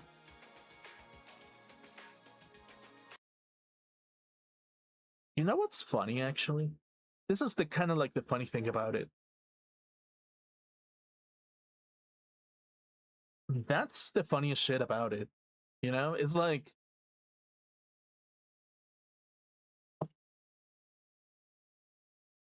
people can put labels onto others and call them the ultimate, you know, the ultimate hot shit, the ultimate hottest person on earth or something. Like, really, they can literally call somebody else the ultimate hot person. Really.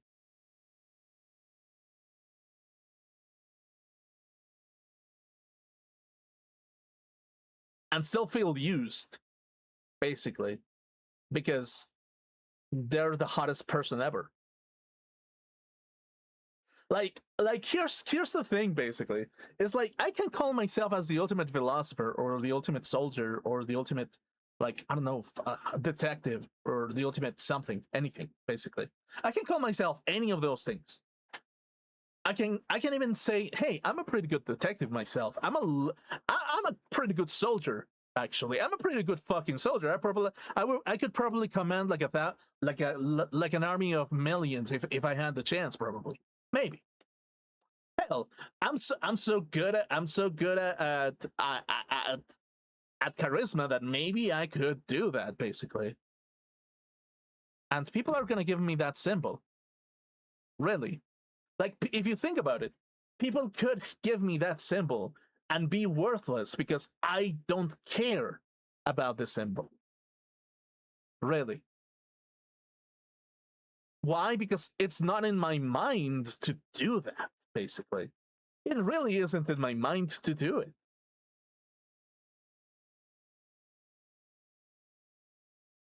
And because of it, it kind of becomes this kind of thing where it's just like, doesn't really matter. Really. It like a lot of the things that we say that are ultimate of something,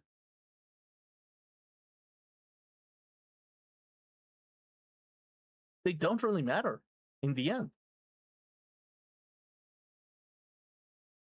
It's up to you, the individual, to see how you enjoy life altogether. Really. It's like if you want to be a soldier, you'll be a soldier, basically, if you think about it. And me personally, I want to be an artist of some sort. That's the hilarious shit about it. Yeah. It's like if you think about it, I want to be an artist in every aspect of the word. I want to make music, paintings, um, I don't know, something about it, basically. And that's kind of the thing, really, that I guess that's kind of the thing when it comes to like a lot of people, basically. Is like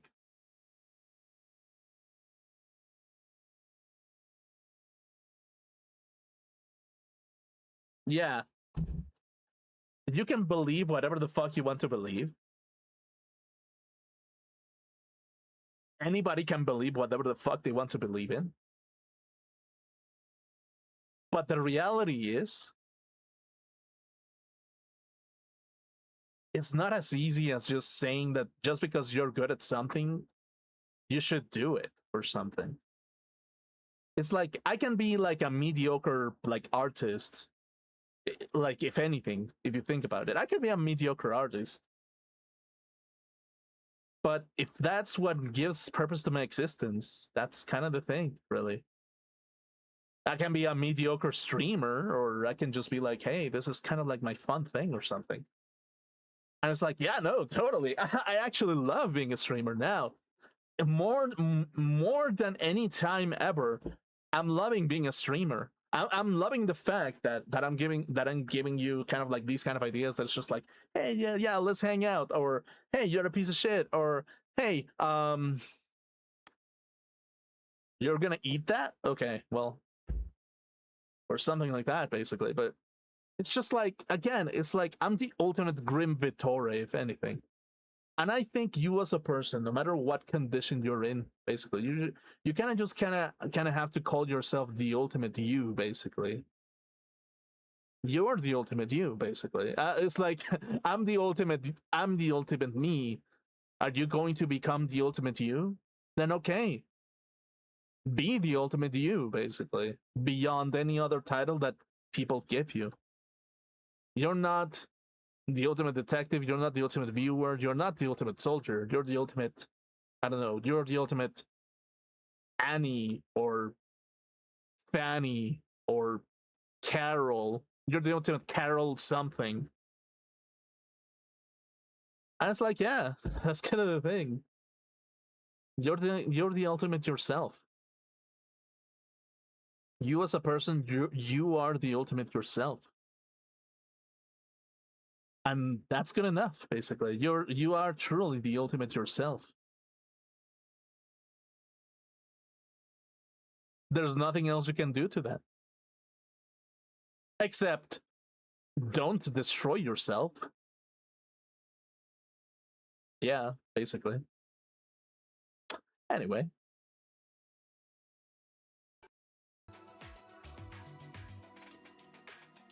On top of that, Kokichi has the alarm remote key to shut off the alarm system.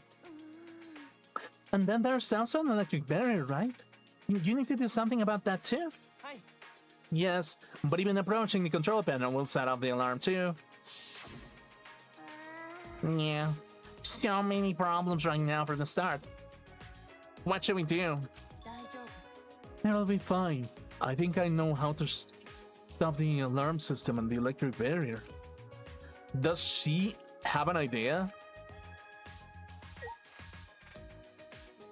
Okay, how do you plan to get past the alarm system and barrier? With the electro hammer. If you hit the control panel with it, it should disable the electric barrier. We did the same thing to the electronic lock on the exit to the outside world. But it won't work the same way on the alarm system, will it? The alarm will go off before we can even get close enough to use the electro hammer. Then we'll use this. Is that...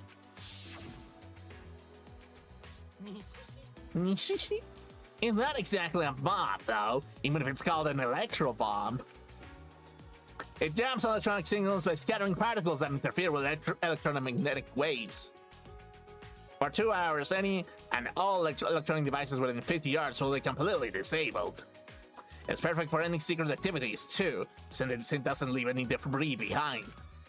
This invention is extraordinary, but I only have 3 of them. So I need to use them carefully. You guys will have to settle for the electro hammers. Why do you have them, Maki? There were only 3 and I thought Kokichi had them. I stole it from his pocket. During that time. Yeah, as expected. Your kleptomania and terrifying glare are both first class.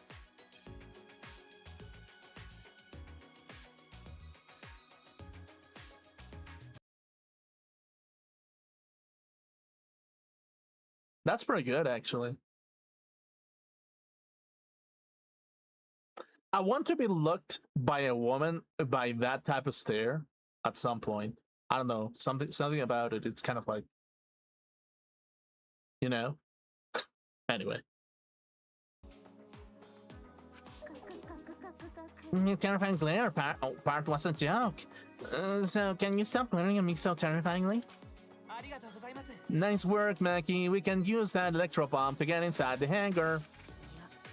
Not only that, it will disable all communication. That should include the remote control Kokichi uses for the exosols.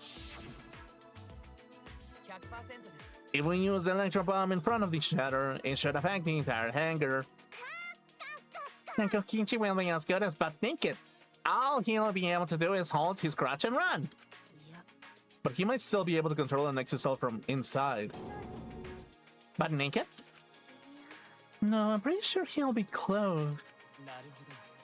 Then we should bring the electro hammers as a precaution against the exosols. Yeah, dang. I just left mine sitting around without charging it. Sorry, but I did too. It takes 24 hours to charge the electro hammer, so we'll have to wait until tomorrow morning. We'll have to wait until tomorrow morning? What about the hangar? We don't really have a choice, do we? Without the electro hammers, it's impossible. Maki, I know that you don't want to wait a single minute more than necessary, but we shouldn't try this until tomorrow, when everyone is ready. Fine. If that's what you will do then, this time we'll definitely kill him. Kill? No, Maki, you can't, even if he's the remnant of despair. That doesn't... But if we kill him, then everything will end. We have no other choice. For that reason, I will kill him. But you can't. I understand how you feel, Maki, but we'd feel bad after we kill him. It will be no different than the killing game that has caused us so much suffering. Yeah, that's the sort of thing the remnants of the spirit of Kira would do.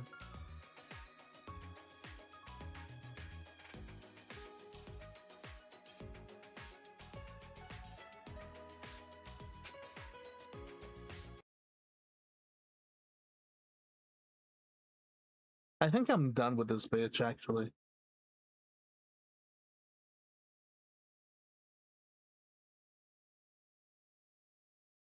I'm done with you. You sounded fun, but it's just like,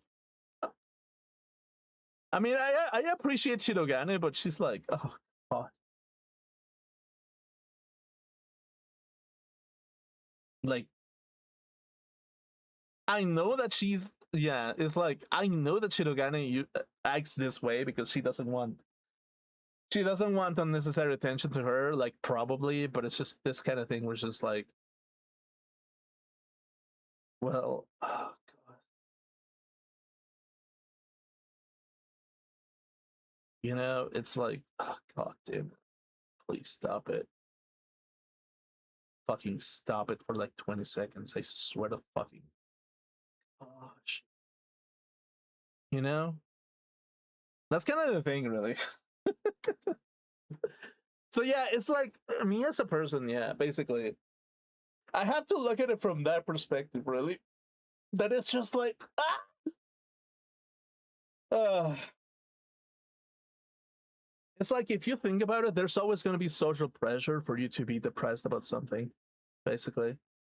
And it's like that's kind of like the main problem that kind of makes me debate aspects of like free will if you must, basically, because like the reasons why sometimes people act really is just like sometimes people just prevent you from being yourself a little bit. Sometimes people make you think that you're not good enough. Sometimes people make you think that you're good enough. Sometimes they act according to what they want out of you, basically. Sometimes some people look at you that you're having too much fun and they hate it. And sometimes they trigger something and to piss off the wrong person because they don't have that happiness in some shape or form. And it's like kind of becomes this kind of thing where it's just like, well, yeah, it's like I don't know how to put it, basically, but yeah, again, it's like even if you're the richest person, you're gonna feel like you're not gonna have enough if you don't have the if your mind is not prepared to understand that you will never have enough, basically.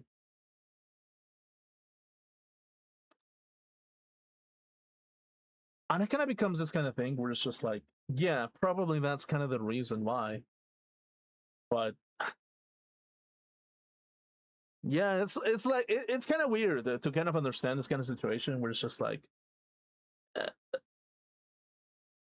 because you've never felt like there's something valuable out there being abandoning you, basically, because you okay, like here's kind of the thing, really.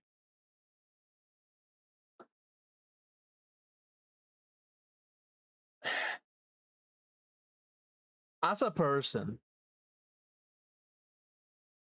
whenever you feel like something that is so valuable is abandoning you, it can be devastating to you. Like the possibility of you ever being with that person become vanishing becomes incredibly devastating because they're no longer there, basically.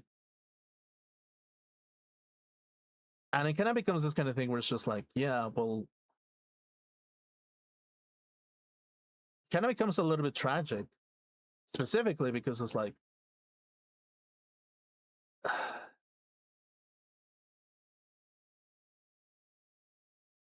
people can make mistakes, basically. Like they can really make mistakes. I think that men and women are capable of mistakes no matter what situation it is, basically, right? They can really make mistakes. And sometimes that being attached to a big mistake can lead you towards like really self-destructive behavior a little bit, really.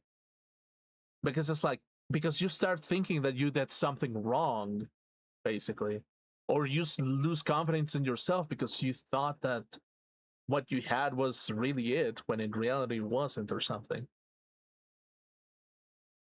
And that's kind of the thing when it comes to like a lot of like these situations. Basically, it kind of makes you, whenever you lose enough confidence that you lose the track of yourself a little bit, kind of becomes this kind of thing where it's just like, yeah, no, like, what do you do in that situation? Basically, so do you take a break, or do you just try to explore new horizons, or what is happening basically?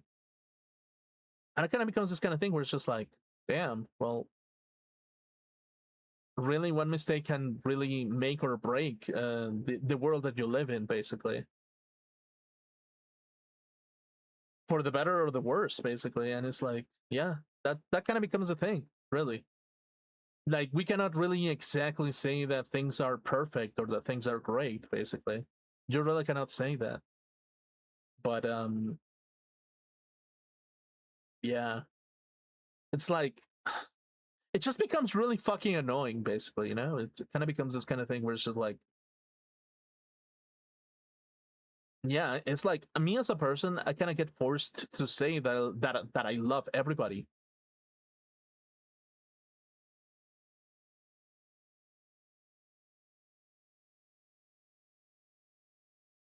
Yeah, that I love everybody, basically. But not spice it up to make it feel like there's a possibility of something else, basically. That's kind of the thing, really. It's like, I can say the magical word, basically, that is, Wix, the E word, basically. And that will save me a lot of trouble. That will save me so many headaches if I say.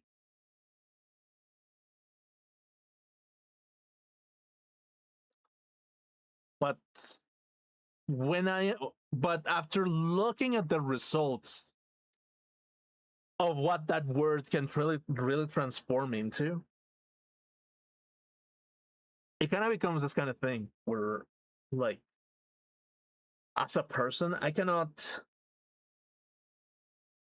whenever I say the E word specifically, people will find a way to dehumanize themselves, basically. Because everybody is equal, well, everybody deserves to die, or everybody deserves to live, basically. And you can say that that's kind of like a beneficial thing, that it's like, okay, everybody lives or everybody dies. Okay, cool. That's great, isn't it?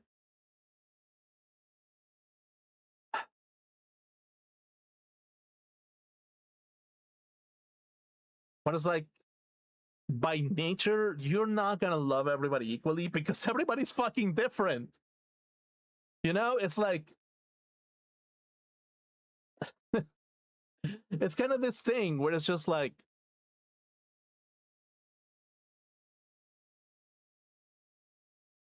no, I'm not gonna love you equally because you're different.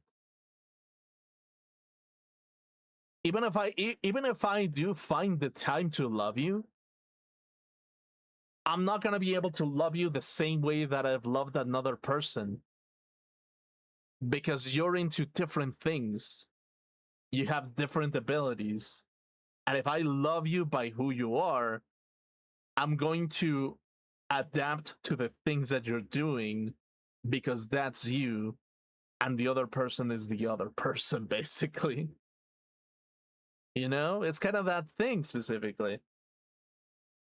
So that's kind of the thing when it comes to like a lot of like, with the fallacy of saying that you love everybody equally, or that everybody's equal, because the moment that you do that, the moment that that reinforcement of never empathizing with anything become very real, basically, because everybody is a terrible person in the world of equality. Everybody is going to be a terrible person because everybody's going to treat each other the same way. And because everybody's going to treat each other the same way, the possibilities of people finding any kind of meaningful relationship become absolutely fucking dreadful, basically. It becomes also almost impossible to meet somebody who thinks similarly to you, basically. So yeah, it's kind of this thing where it's just like, yeah, like I'm not saying that you should adapt to the necessities of other people. I'm not saying that. But if you're exploring something that you really enjoy, sometimes you tend to lean towards the things that you've already known and the things that you're learning out of the person, out of sheer interest, basically. And the problem with that type of here's the problem with that type of idea, basically. It's like if you invest time into a person and in their interests, and eventually they reject you, even though that you invested time and emotional investment into that person, it becomes so fucking devastating because it kind of becomes this kind of thing where it's just like, well, I invested time in you and I learned about you, and because I learned about you, it feels devastating that I will never have a chance to talk to you, or that I'll never have a chance to like be in the same room with you. Do the I'll never be able to. Oh, I should have like mellow music or okay. Here. I need to get like magical music. Okay, let me get some. Okay, wait.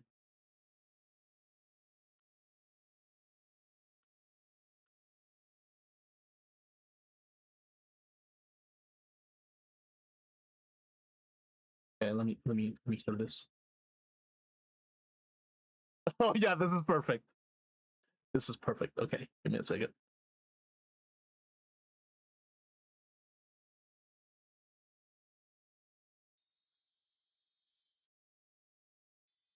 I'll never have the I'll never have any way for me to express my love towards you. I'll never be able to hold hands with you and tell you how cute you look when you choke with a huge meatball. I'll never be able to do the 360 no scope and choke with our own body fluids. And perhaps even setting something on fire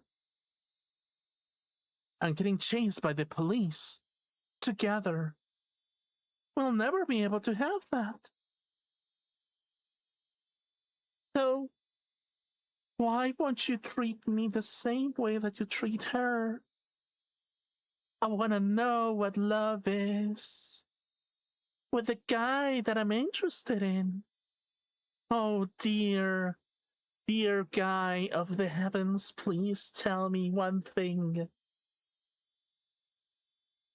Tell me what kind of underwear you're wearing. Holy shit. Okay, well, that got a little bit nasty right on the end, basically. I think women can get pretty nasty. Sometimes they just ask you what you're wearing, basically, and you can say, yeah, I haven't washed myself in like 3 days, and it kind of smells like fucking jizz inside of my pants, okay, because I haven't changed my underwear. So it's kind of like, yeah, no, uh, um, sorry, sorry. If you're into guys that have motherfucking crusty jizz inside of their underpants, I'm your guy, basically. If you actually enjoy having a guy having crusty jizz that has been sitting there for like at least 3 days, I'm your guy, basically. Yes. Anyway. Oh my fucking god. Oh my fucking god, dude. So yeah, that's kind of the thing, really. Oh my fucking god. Oh. Okay, cool.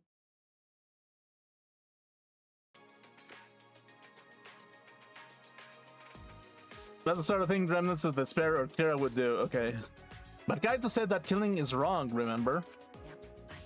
So we can't.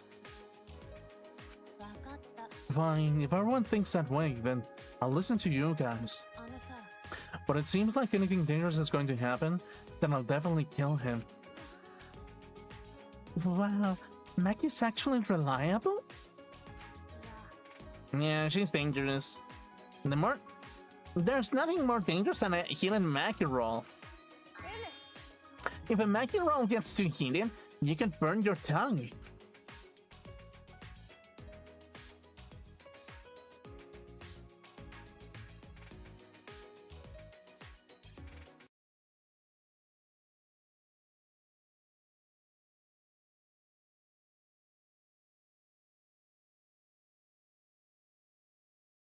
Wait a fucking second!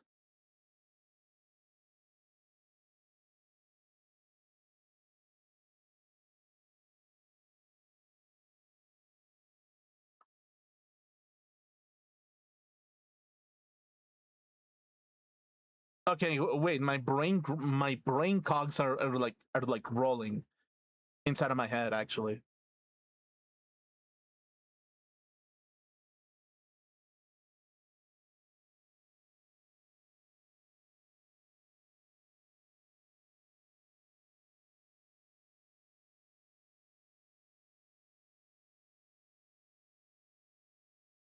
I mean, that would make sense, actually. I'm not gonna say exactly what I'm thinking, but I mean, that's big brain, actually, a little bit. Unironically. That's cold. That's ice cold big brain. Well, actually, ice cold logical brain, should I say. I think that's what it is. But at the same time, that's so fucking incredibly stupid at the same time. A little bit. Maybe. Yeah, it's kind of like a little bit stupid, but it's a little bit big brain. But at the same time, it's so big brain that it's stupid, actually. So yeah, I guess so. Neat. And using those eyes, they weren't like a predator looking at its prey. You may have deserved that, Himiko. But it's true that this is quite unexpected. I didn't think we'd be able to stand together as one again. And it's thanks to Maki. But we were sedentary, feeling sorry for ourselves. She was planning... I suppose it might also be thanks to Kaito. Because Kaito was worried about her, she promised to work hard to do her best. Of course, if I pointed that out, she'd ask me if I wanted to die again. What are you looking at? Sorry. Let's do our best. Then the three of us can train together again. Yeah, right.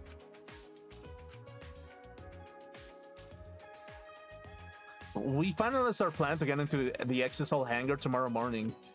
Until then, we would wait for the electro hammers to recharge and finish preparations.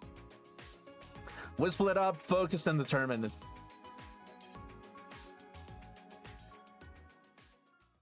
Okay, yeah, sure.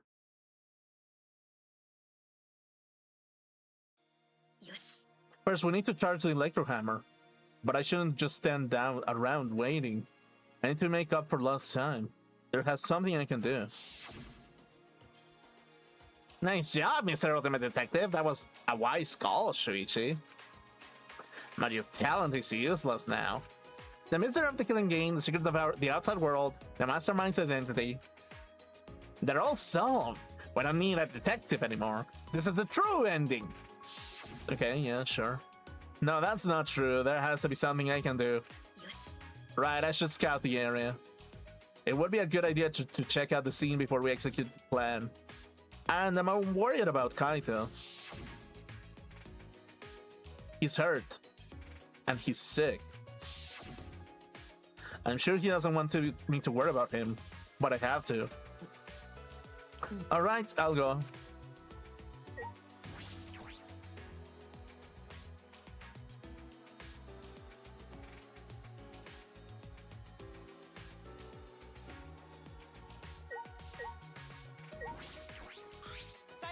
Oh, Shuichi.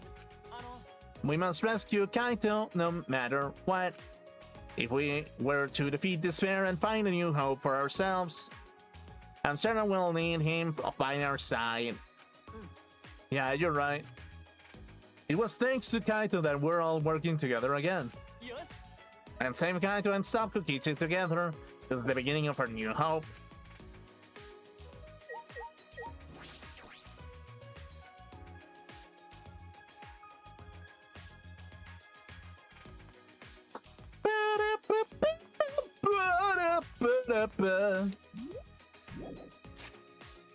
Okay, yeah, well, okay, awesome.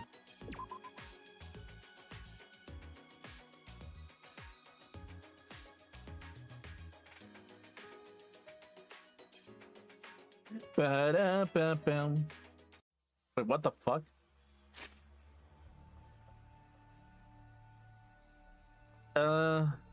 If I keep going, I should reach the hangar. If Kokichi's in the hangar, there's a good chance the exocells are patrolling nearby. You should be careful. Okay.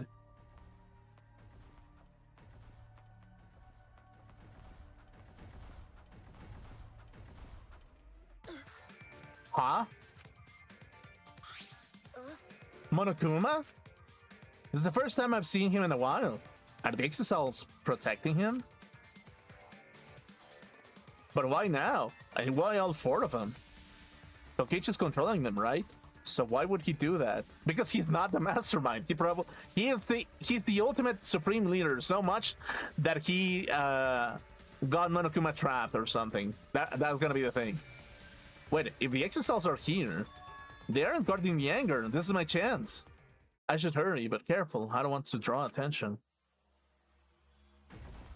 Okay, yeah, sure.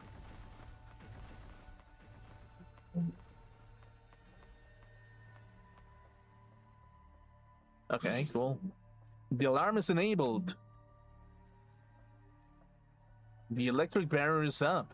Ew, I can't get close to the shutter. And I only saw 4 exocells. I don't know where the other one is. Perhaps inside the hangar? Hopefully I can find a good spot to survey the scene. If I remember correctly, there's a bathroom with a small window there. Okay. Okay, yeah, the ultimate toilet.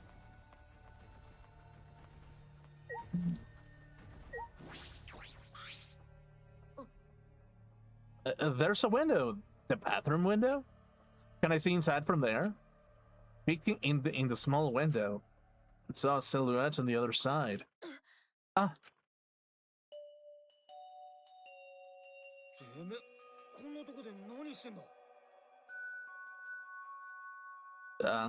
I'm hunting rabbits. What are you doing? Pissing in the ultimate toilet? Yeah, I totally get it. I would totally piss in the ultimate toilet if I had the chance to do so.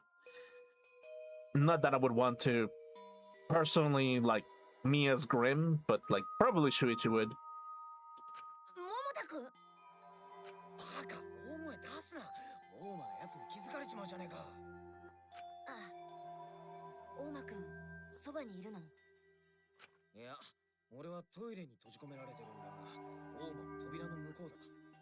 Okay, yeah, sure.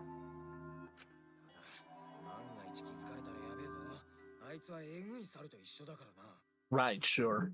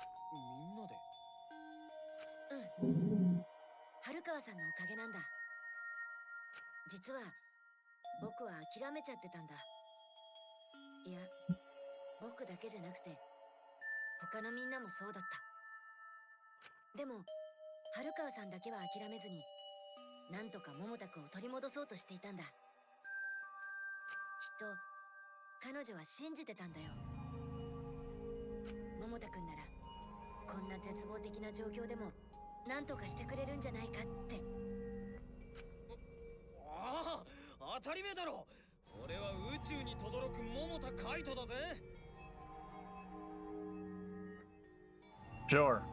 地球が滅びようが人類がいなくなろうが諦めてたまるかってんだ。 Sure. 物語の主人公が簡単に諦めちまったらクソみたいな話になっちまうじゃねえか。そうだよね。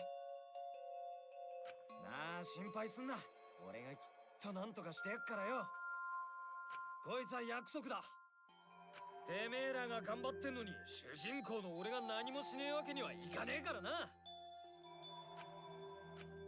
There's something I want to ask him. I don't care if he's overconfident or acting. I just want to hear him say, "Don't worry, it will be okay." ただ助けてくれるのは嬉しいけどよ、無理だけはするんじゃねえぞ。 Okay, yeah, sure. 大間にはえぐい猿がいるからな。エレクトハンマーで叩くにも近づくだけで危険だぞ。 Yeah, sure. ところでさ、傷の方はともかく体調は大丈夫なの？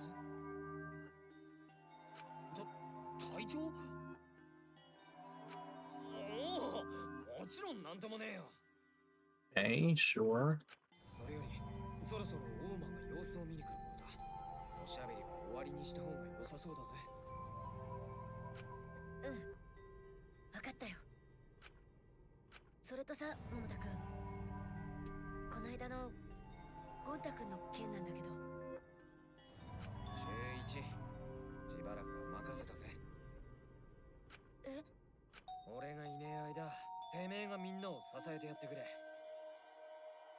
特に春巻きはすぐに暴走しちまうところがあるからよ。てめえは大した探偵だけどよ。でもきっとそれだけじゃねえ。てめえなら真実だけじゃなくてその向こうにあるものまで手が届くはずだ。それと忘れんな、てめえは一人じゃねえんだ。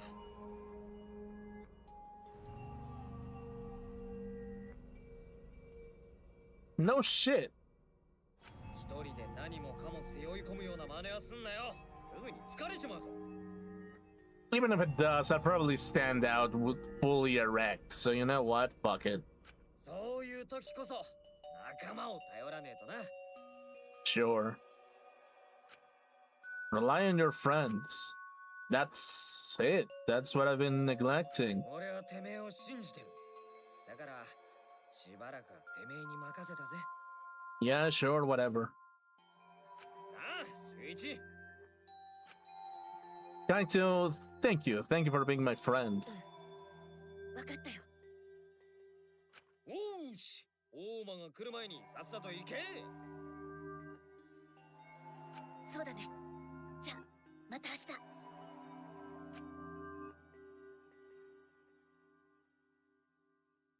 After leaving Kaito with a smile, I returned to my room.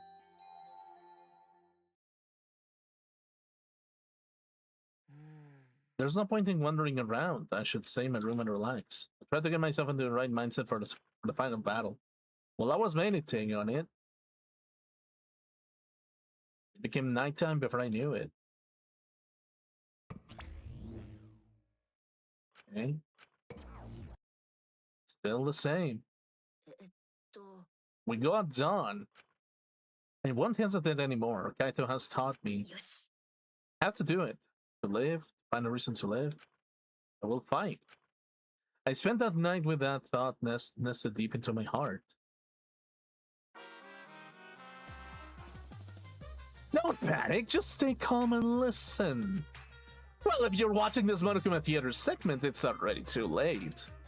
You kids might not know, but 100% cotton mascot like me, Hope is, well, the thought of seeing young people brimming with hope, killing each other just to survive, watching their hope fade away.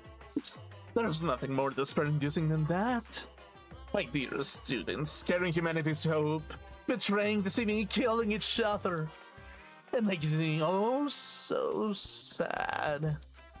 Oh, how I long to see everybody's despair faces soaked in blood and tears. I've gone and done it. Okay, sure. Ding dong, bing bong, bada bing, bada boom.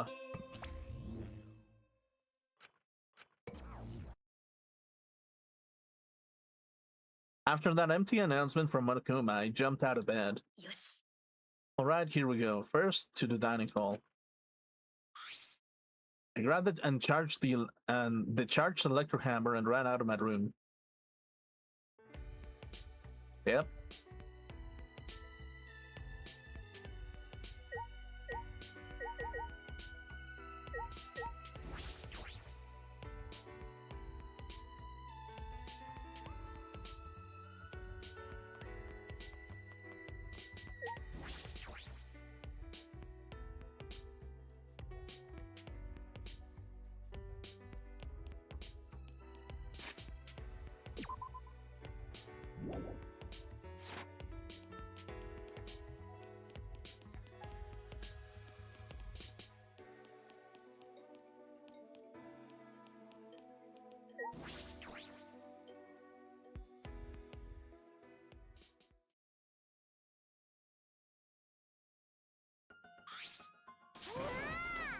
Yeah, we're all here. 皆さん Is everyone ready? Of course, my electro hammer is all recharged. At that moment, I realized one of us didn't have their electro hammer. あれ Mikey, where's your electro hammer? I don't need it. I'd rather not use a weapon I'm unfamiliar with. This is much better. A knife? Well, I suppose you know best. Then we're up. あのさ、 Before that, there's something I want to say. I scouted the hangar yesterday. You scouted out the you scouted out the hangar? Yes, and I discovered that Kaito was trapped in the hangar bathroom. そっか。 The bathroom. I see. That certainly is the best place to lock someone up. 確か。 Also, and I also saw Monokuma by the hangar being protected by 4 exosouls. いいかな。 So we have to be careful that we aren't spotted. Oh, I saw that too. え What? You saw that? Were you at the hangar too, Kiba? はい Yes, I thought maybe I could get through to Kokichi before we carry out our plan. So I went to the hangar last night and tried to talk to him. You tried to talk to him on your own? いえ I'm sorry, I thought it would be preferable for him to release Kaito peacefully. How did it go? やはり I went about as well as I expected. There was no response at all. ですが But I did witness a few things. What? When did you witness? いえ We can discuss that later. For now, I'll share what I saw that's relevant to our plan. とりあえず Shuichi saw 4 exosouls that appear to be guarding Monokuma. Well, I saw one of them enter the hangar. まさか。 Just one? はい Yes, the green exosol. 確か。 The green one. I'm sure I saw that one guarding Monokuma. 僕は I made sure to stay outside while I watched. Neither the alarm system nor the electric barrier reacted to the exosol's preference. もしかして。 Does that mean the alarm system and the electric barrier don't work in the exosols? そうですね Considering it's where the exosols are stored, that would appear to be a safe assumption. Anyway, there are 2 exosols in the hangar. We should be careful. We only have one chance. Since this is our only electropomp, we can't afford to miss. そうだね。 That's exactly right. Well then, we're off to real this time. 皆さん Let's go. We must end this killing game once and for all, no matter what. Energized and motivated, the group rushed out of the dining hall, one after the other. Alright, here I go. Cool.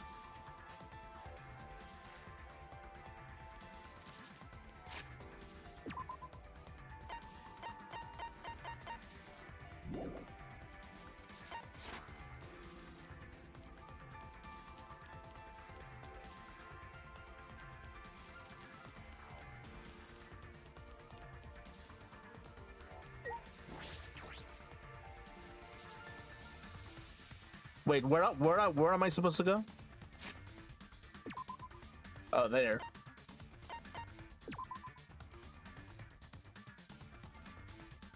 Yeah. Everyone must have gone to the hangar already. I shouldn't be late.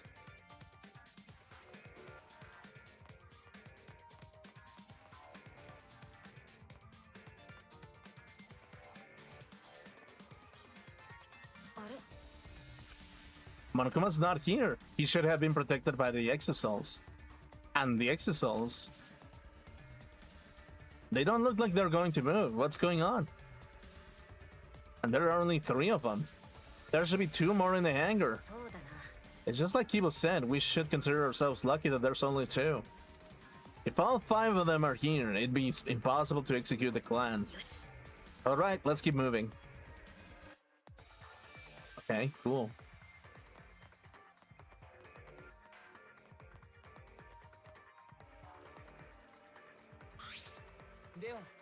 Everyone is here. Let's get started right away. I'm ready. Maki, you're ready with the electro bomb? Who do you think you're talking to? It's similar to a grenade, except the detonation lags a bit after you push the switch. Once we roll to the front of the shutter, it should disable the alarm system. This won't fail. The electro bomb has an effective range of 50 yards and lasts for 2 hours.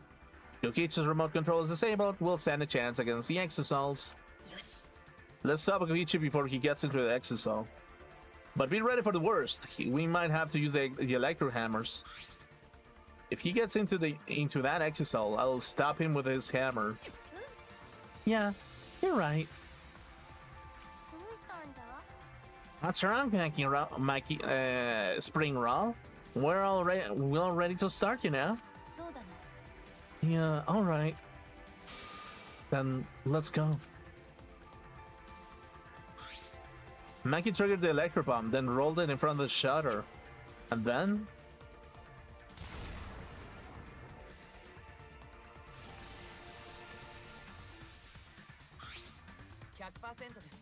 The alarm system is disabled. Now we can approach the control panel. Shuichi will do the honors. Alright, leave it to me.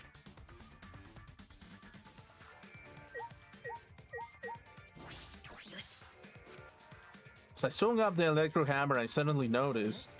The control panel was covered in marks, as if damaged by something sharp. Richie, what are you doing? Hurry up.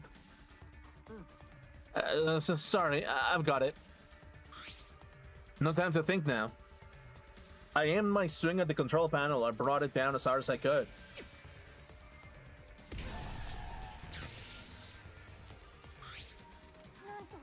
The electric barrier turned off. Let's go. We'll run to the shutter. We all ran to the shutter at once.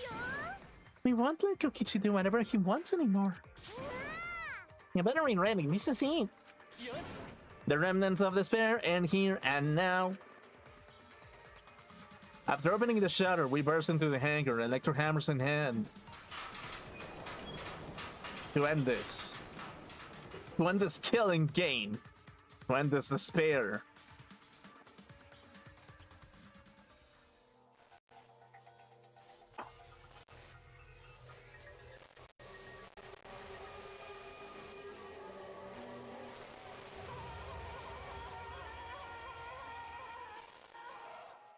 No fucking way that they killed Kaito, actually.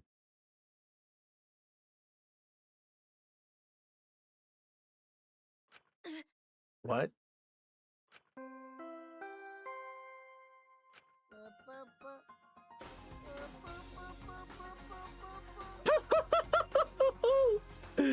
Ah.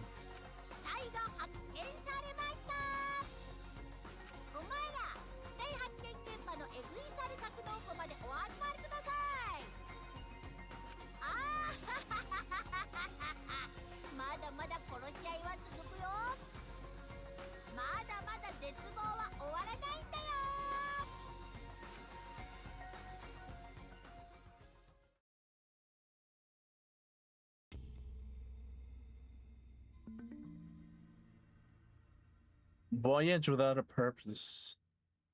Damn. なんだこれどうなってるんだ Chaos and madness.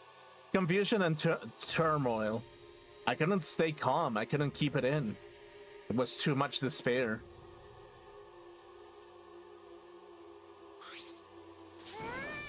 What? Is that blood? The brother discovered announcement. Discovery announcement. Does that mean someone is in that press? Who? The only ones in the hangar were Kokichi and Kaito. It must be one of them. What? Either Kokichi or Kaito is dead? Oh, look. Has to be Kaito then. Those clothes!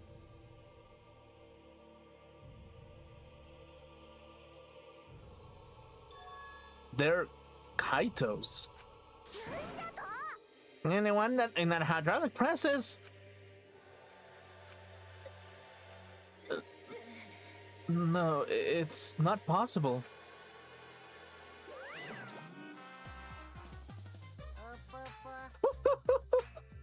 Looks like you have a lot of twists. And turns to sort out during the class trial.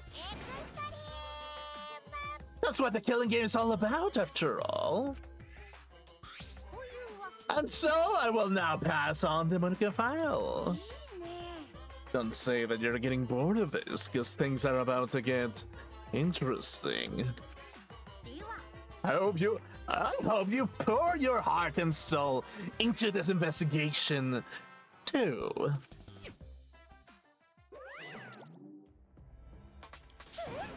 Oh, hold on, we have to investigate? So the killing game is going to continue? The killing game will continue?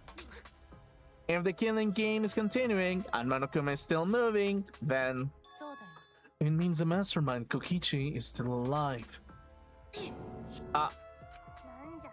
If Kokichi is still alive, then that means the one over there is Kaito. No, that's not possible. There has to be some mistake. There's no way Kaito could die. It has to be a lie. I made a run for the body one. Calm down. Maki's hand stopped me. Calm down? How can you say that, Maki? Kaito is... I've seen so much death already. Death of both good and bad people. It doesn't bother me anymore. It doesn't bother you? What are you talking about? More importantly, where's Kokichi? Oh yeah, she's pissed off, actually. That's right, I don't see him anywhere. He should be somewhere in this hangar. He ran away. We need to catch him immediately. He's obviously the culprit. Let's split up and look for him. Leave no stone unturned. No matter how good at hide and seek he is, he can't get away with this. Wait, we can't leave yet. We don't know for certain if that dead body is Kaito. We haven't explored all of the possibilities yet. If it's not Kaito, then who's dead in there? Are you saying it's Kokichi? And why is the killing game still continuing? And if Kaito is alive, why hasn't he shown himself yet? Are you saying he's hiding because he's the culprit? You don't say such a stupid thing. Kaito being the culprit is even more impossible than him being dead. I don't think Kaito could have killed Kokichi in the first place. He was wounded, remember?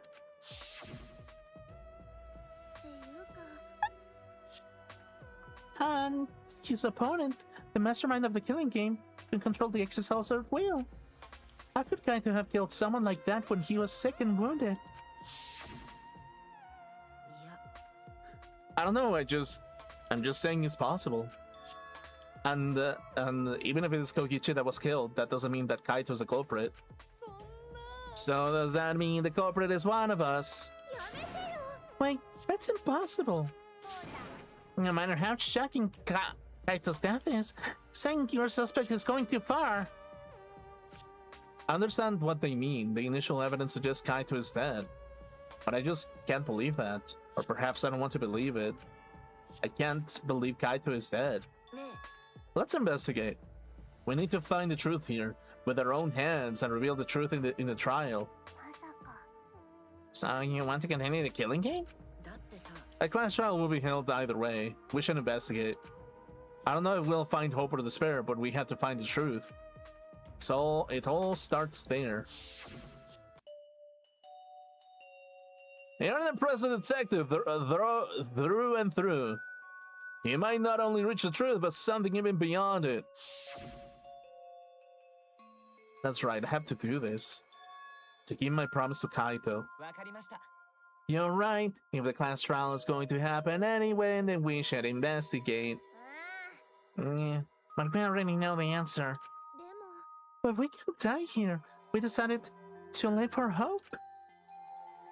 ですが、 My main concern is how Kokichi will react.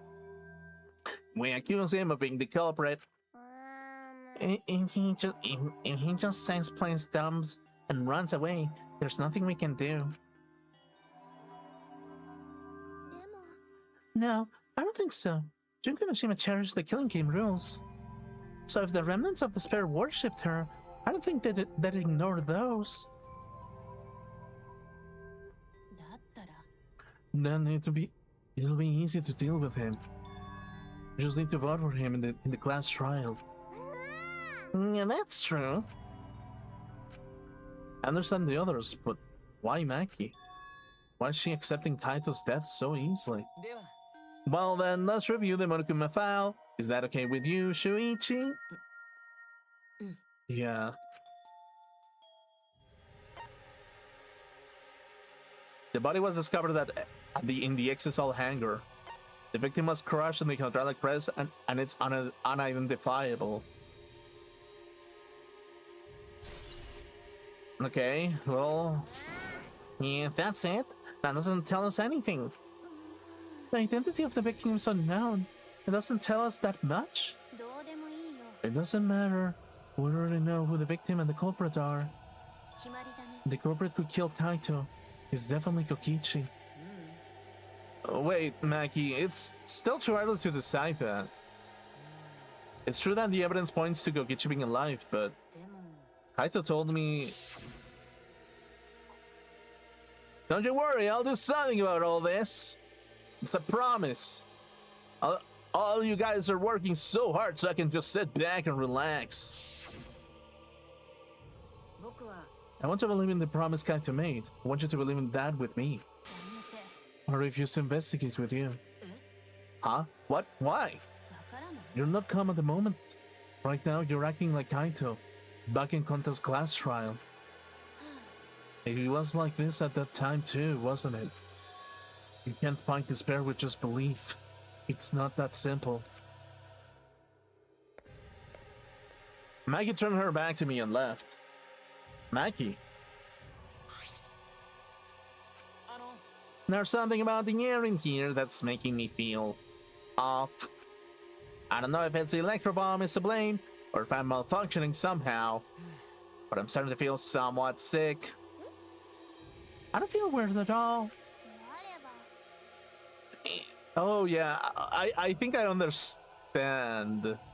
I don't feel weird at all. She's sarcastic. I've been reading Shirogane wrong the entire time. Probably. She has to be sarcastic. Kind of. It's gotta be because of the electro bomb. It was an electronic appliance after all. Don't call me an appliance. もう一個 I'm telling you, appliances should go rest outside. Really? I'm fine, but I suppose I'll go investigate outside for now. Okay, cool. Kibo left the hangar swaying side to side a bit. うむ Then, I think I'll start investigating too. Well, you're okay by yourself.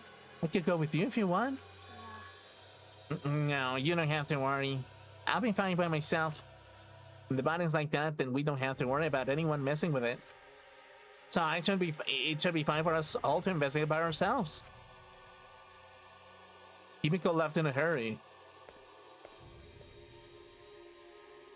もしかして I wonder if Himiko suspects... え Suspects who? えっと Everyone. Because if there's fewer of us, there's fewer people who could be the culprit, right? Of course, it's obviously Kokichi, but like you said, there could be another possibility. Maybe that's what she's thinking? I didn't suggest that possibility. The culprit might not be Kokichi or Kaito, but a third party. Anyone could be the culprit. We were united towards hope before all this, but now we're split up. Could it be that's why Kokichi killed Kaito? To disrupt our harmony? Because if not, then what reason would he have to kill Kaito? Maybe that's what this class trial is going to be for, too. The reason Kokichi is going to hold this class trial might be to separate us. To separate us?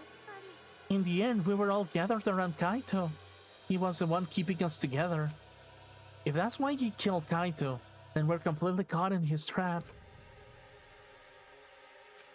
This is all part of Kokichi's plan to separate us. This is exactly what he wanted. We're split up. I can't get anyone to cooperate with the investigation. And we don't have much information to go on. The Monokuma file has been some help, but it's not enough this time. No point in standing around complaining, I just have to do it. Time to start. Time to solve this mystery and find the truth behind it. I'm going to begin the investigation. Okay, well, that's kind of the thing. I'll start here. Alright, I'm going to inspect every single piece of evidence here. Damn, okay. Bit of clothing, okay. There's a sleeve sticking out of the press. It's definitely Kaito's coat sleeve. In that case, the victim must be... I don't want to do it, but I have to raise the press to inspect the body. Yeah. This controls moving hydraulic press. It can go up, down, and stop. I should be able to use the up button to raise the press and check the body. I don't want to see a crushed body, no matter who it is. But I have to do it. I have to know. I made up my mind, took a breath, and pressed the button. Huh? It's not moving. Pressed the button a few times, but the press still wouldn't move. Strange, it moved when I pressed it last time. After looking around the press, I found... the power cord is cut. I see there's no power, so the hydraulic press won't move. This can't be a coincidence. The power cord was cut on purpose. This must be the work of the culprit. Hydraulic press has been added. Okay. In that case, we won't be able to check the body. I'm honestly a little relieved, but I shouldn't say that out loud. I should take another look at the controls. There must be some clue here. In addition to the control buttons, there's an emergency stop button. The press would have been stopped instantly if you used this. Well, if the culprit were planning this murder, they'd have no use for it. What concerns me more is the safety function. This hydraulic press uses an infrared sensor. For safety reasons, this device will come to a halt when the sensor detects a living organism. That's right, that hydraulic press should have a safety function. If the infrared sensor detects a living thing, the press stops automatically. Well, it didn't stop when Kibo tried before.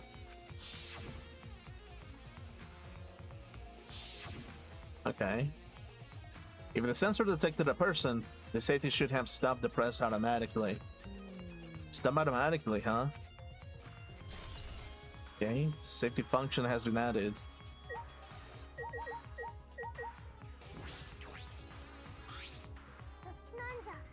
Well, I don't want to talk to you right now, okay? And when you are now, you might start accusing people because you can't believe Kaito's dead. No, that's not... I want to hear your excuses or anything else. Just don't talk to me. If you keep bugging me, I'll give you afro hair with my magic. She's awfully stubborn. Is she suspicious of everything now? Or is there a reason she doesn't want to talk to anyone? Kimiko, that's a little bit concerning. It's a panel that controls the alarm system and the electric barrier. I don't see any reason to turn them back on, though. Okay. The Monokuma file this time barely has any information in it at all. Yeah, it won't be much of use to us. It's so useless. He probably shouldn't have even gone out of his way to give it to us. Okay. It's fine, it's fine! A mascot's appearance at a murder scene brings a sense of relief and peace of mind. Well, he popped out. Wanting attention, Hog. Of course I want attention. I'm the mascot for crying out loud. And yet, I've appeared fewer times than that plain Jane Tsumugi over there. It'd be a false advertising if I didn't appear as often as I can, you know? Wait, what? Advertising? What advertising? Dude, she's so plain that I forgot her first name, actually. Ignore it, let's just focus on the investigation. Yeah.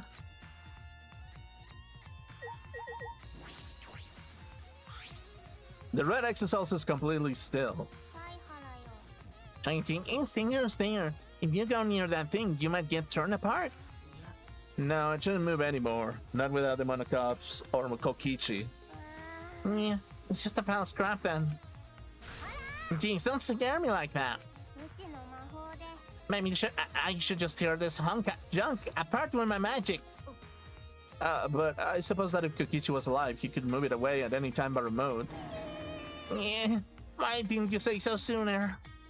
That is if Kokichi is alive.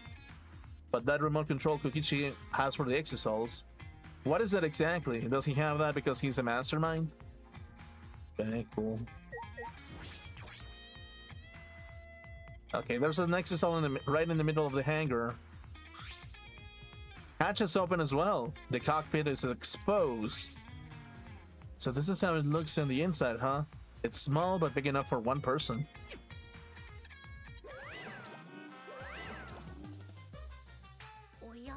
Huh? The hatch is open? How strange. Only when the Monocops can turn off the electronic lock and open the hatch. Only the Monocops can open the hatch? Normally, the Monocops are the only ones who can pilot the Exosouls. Normally being the keyword. But because of that electro hammer thingy, the electronic lock is all screwed up. Have you mentioned this to anyone else? Oh fuck,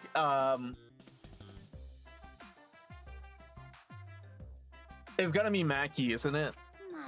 Nope, no one has asked me about it either.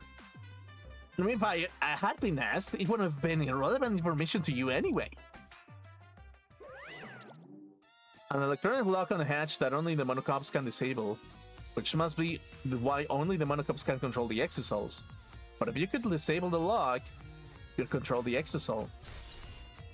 Hatch's electronic lock has been added. Wait, that kind of fucking implies actually that yeah, that fucking implies to some degree that Maki's hammer is probably part of it, I think. This is the bathroom. Now that I think about it. No, I'm locked up in his bathroom, but Kokichi's just outside the door. This is the place where Kaito was imprisoned. Kaito might have left some kind of clue here. No, he didn't leave anything. He might not be dead. Anyway, I should investigate inside. Okay, cool.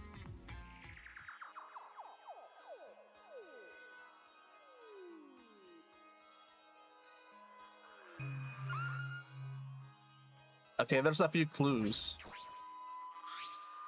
A blood stain, a puddle of blood in the center of the room, and a swipe pattern from there to the floor to the door. What could this mean? Blood stain in the bathroom has been added to the truth bullet section of your monopad. Okay. Glass bottle. There's a small bottle in the corner of the bathroom. It's empty. I feel like I've seen this before. The label has blood all over it. I can't read it completely, but I can see the word poison. And if it's poison, the bottle must be taken from my lab. I don't know who brought this here, but it definitely has something to do with the case. Small empty bottle. Yeah, Maki was here for sure. A crossbow? This is one of the crossbows from Maki's lab. Why is this here? Crossbow has been added to the truth bullet section of your monopad. There are arrows on the floor on the floor of the bathroom. 3 in total, and blood in all of them.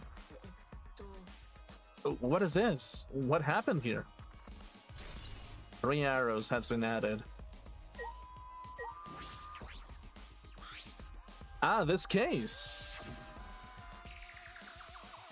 What's in that black case over there? As if backing away from the conversation, Kaito headed to the far shelf. What's in it? Is it some kind of weapon? This is the case from before, right? That's a bag. That's not a case. Large black case has been added. Okay, yeah, sure.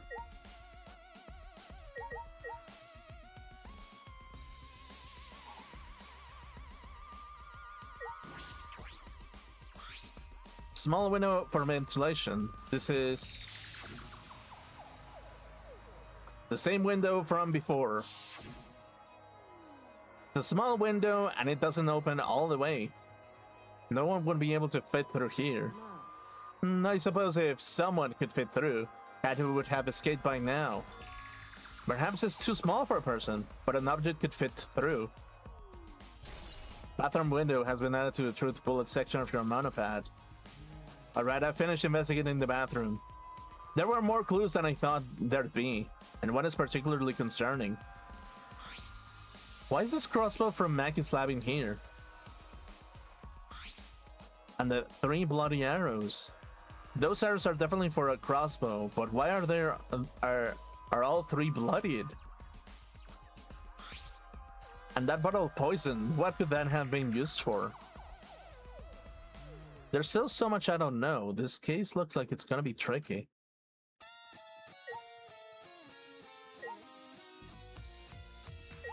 Yeah. Yeah, I don't know. It kind of implies that Maki probably brought some tools for Kaito.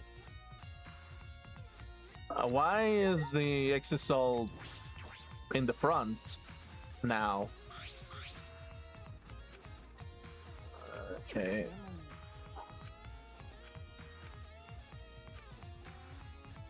I feel like if this, they just moved it or something.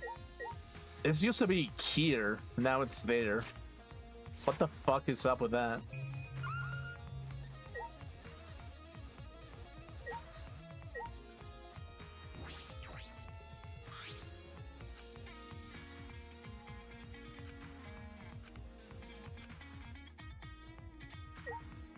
Okay.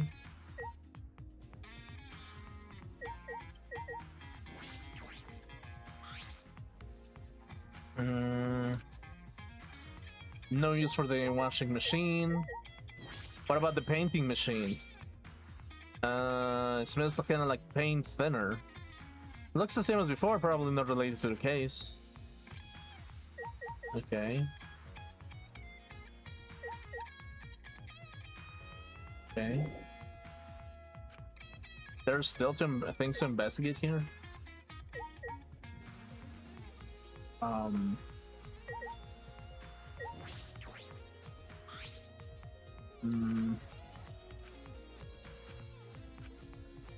Okay. Okay, Shirogane, maybe you have something? Okay, yeah. Okay, what else?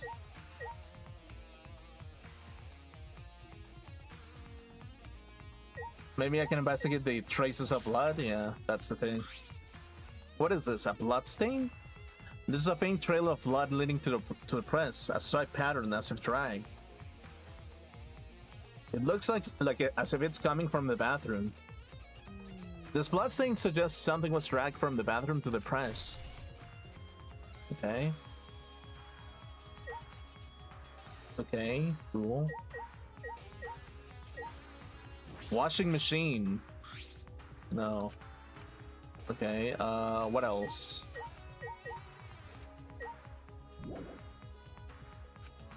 There's still something.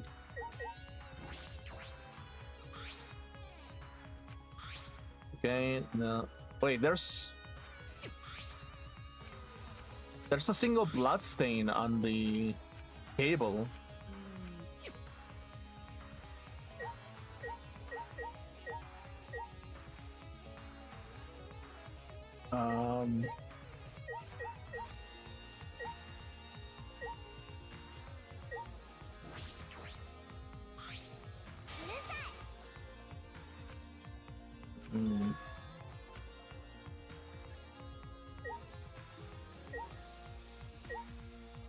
Hmm. What else could it be?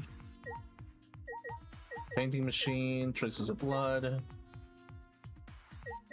hydraulic press, bit of clothing.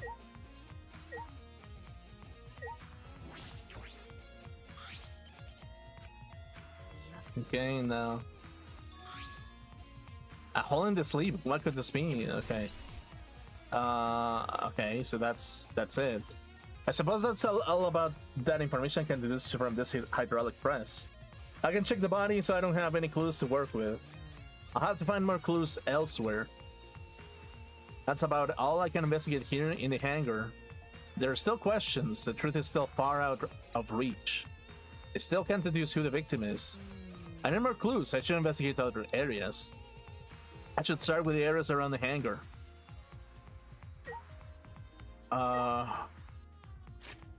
Okay, so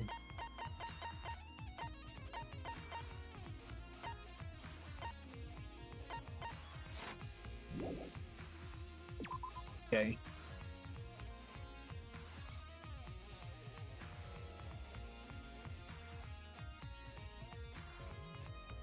The alarm system is off. It must still be affected by the electro bomb. I should investigate this place thoroughly. There must be some clues around here.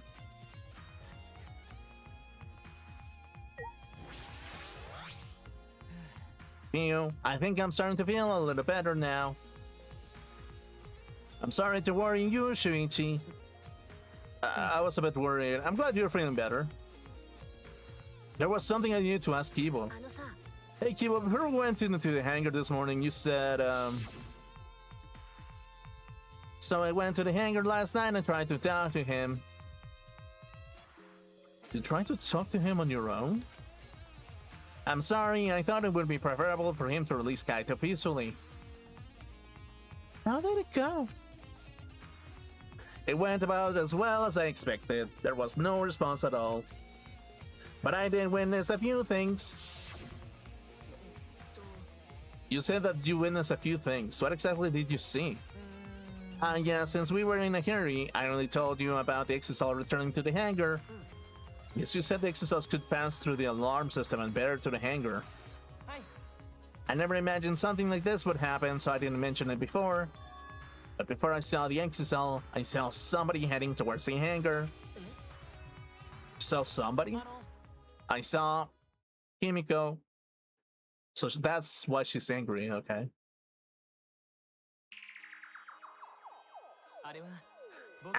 Oh.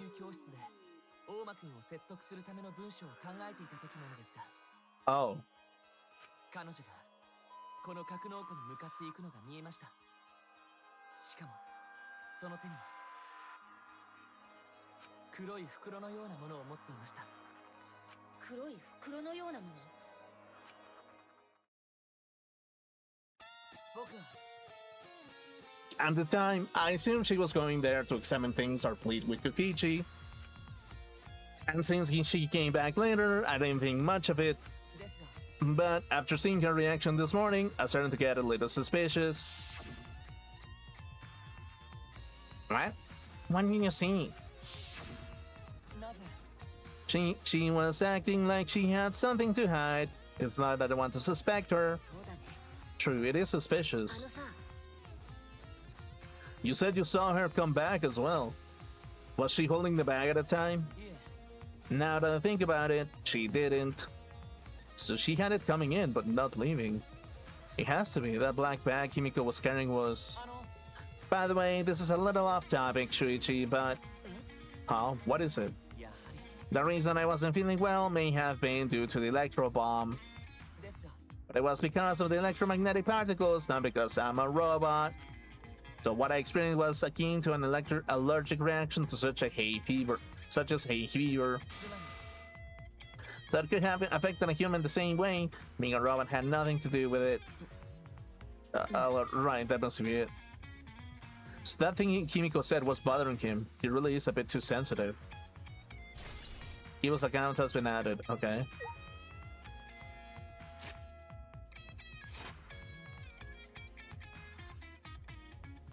Okay.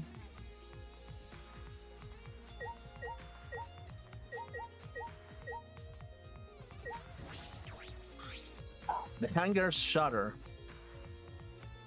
Okay, It's not exactly a bomb, though, even if it's called an electro bomb. It jams electronic signals by scattering particles that interfere with electromagnetic waves. For 2 hours, and all electronic devices for within 50 yards will be completely disabled. It's perfect for any secret activities too, since it doesn't leave any debris behind. Doesn't mention it's extraordinary, but I only have 3 of them. So I need to use them carefully. You guys will have to settle for the electro hammers. Now that I think about it, there were 3 electro bombs total. One was stolen by Maki, but what of the other 2? Oh yeah, actually. There were probably other electro bombs that probably got used at some point.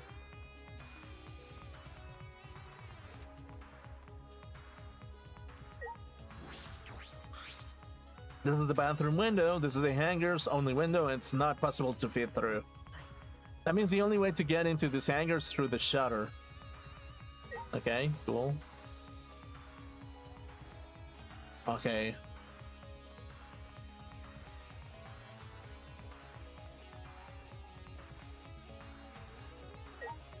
The exosols.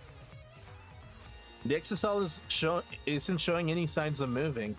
If Kokichi was alive, he can use the remote control to move them as he pleases, but that remote control Kokichi, as for the exosols, what is that exactly? Does he have that because he's the mastermind? Oh, hello. There's an electro hammer here, but why? And it's out of power. It must have been used. But used for what? あのさ Be careful, the electro hammer runs out of battery pretty quickly. So if you use it against an exosol, it'll run out of juice with just 1 shot. Got it?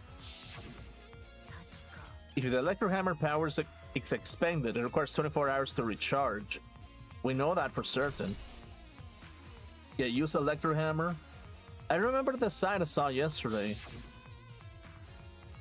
Exosols protecting Monokuma for some reason.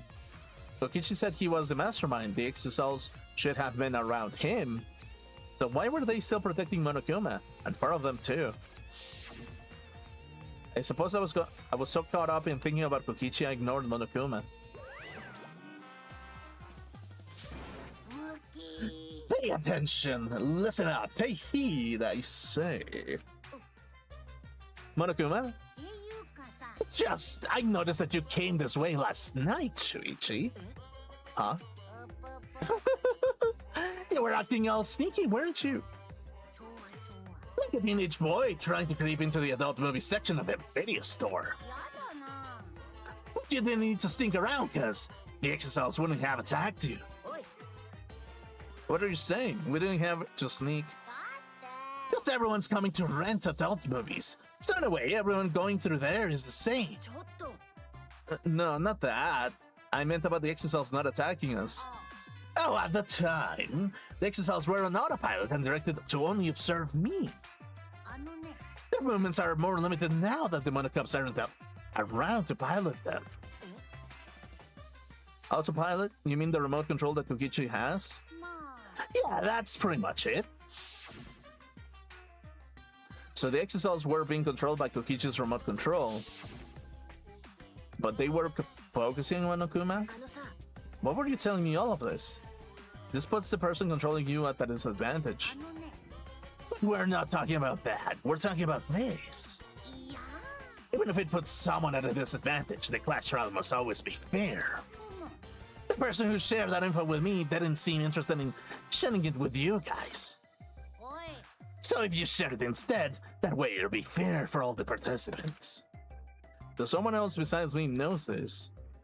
Why wouldn't they share this information? Okay, that's all I can tell you. そうそう。 By the way, renting movies is so old school. It's more fun to illegally download them. 最高にポップだね。 It's like trying to not get caught by a big game hunter while holding your breath during sex. Yeah, Monokuma, I think that's what it is, yeah. This information about the exocells could be a clue to solving the case. I should remember this. Yeah, I guess so.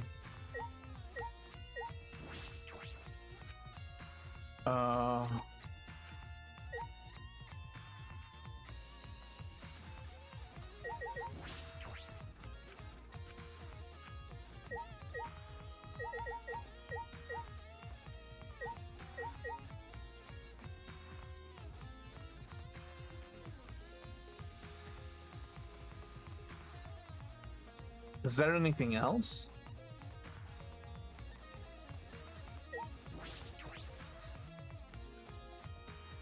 I've investigated thoroughly inside. I should check around the hangar. Okay.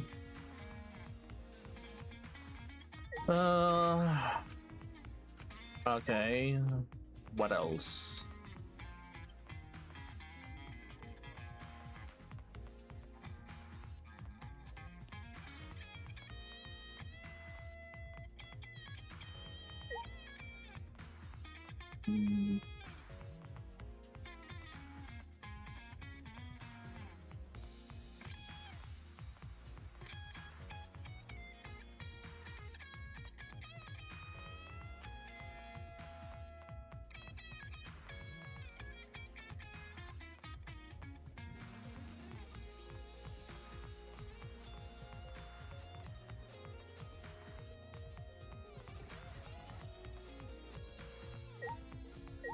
Oh yeah, the shutter.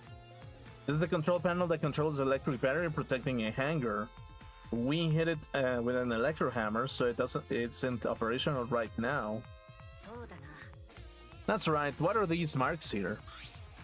It looks like if it's been stuck by something sharp. What could these be? Ah, wait. How were they able to damage this in the first place?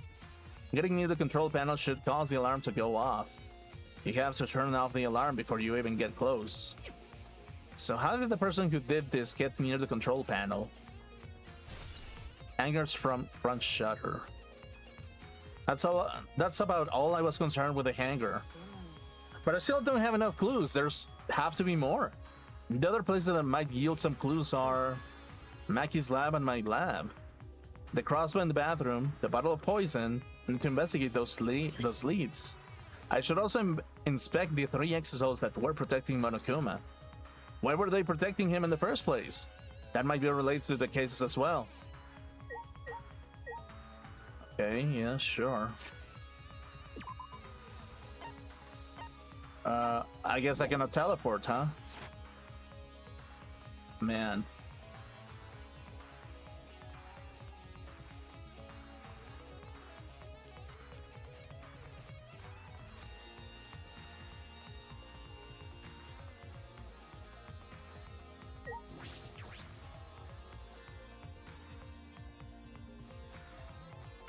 Hey. Man. Yeah.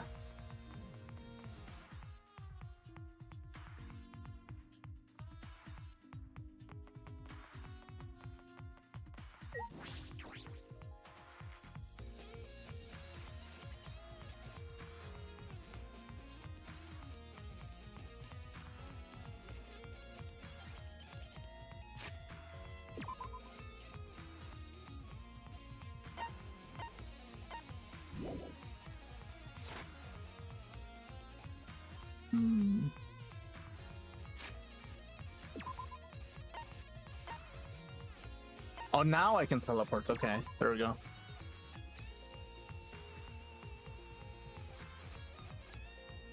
Okay, cool.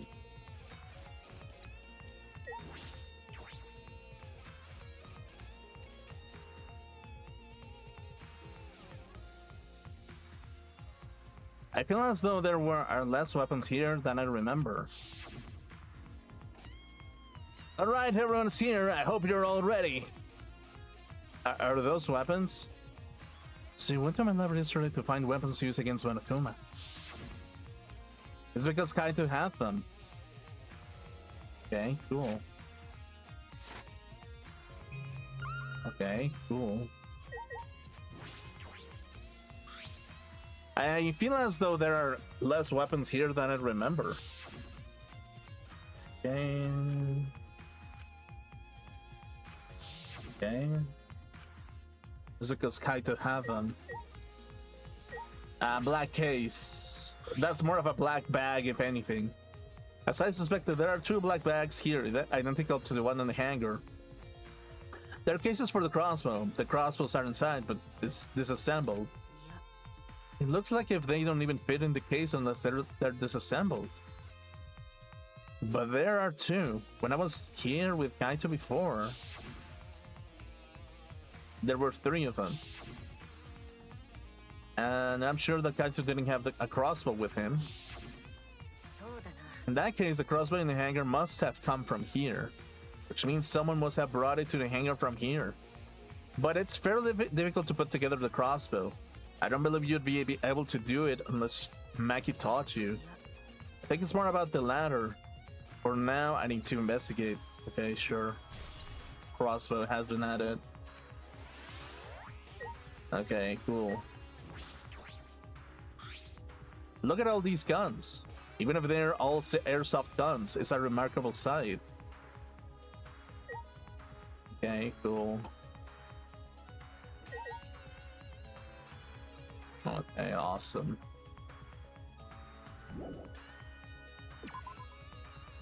That has to be it. Okay.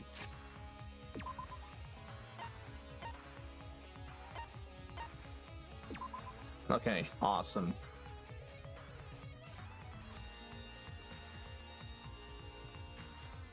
Oh yeah, by the way, this is man.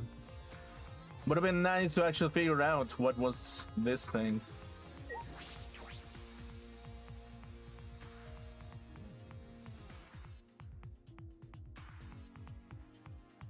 That bottle of poison in the hangar, I need to confirm that it came from here.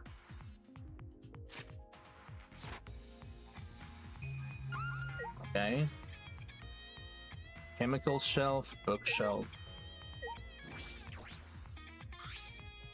There are a bunch of bottles on top of the desk. Did someone take them out? These bottles say antidote.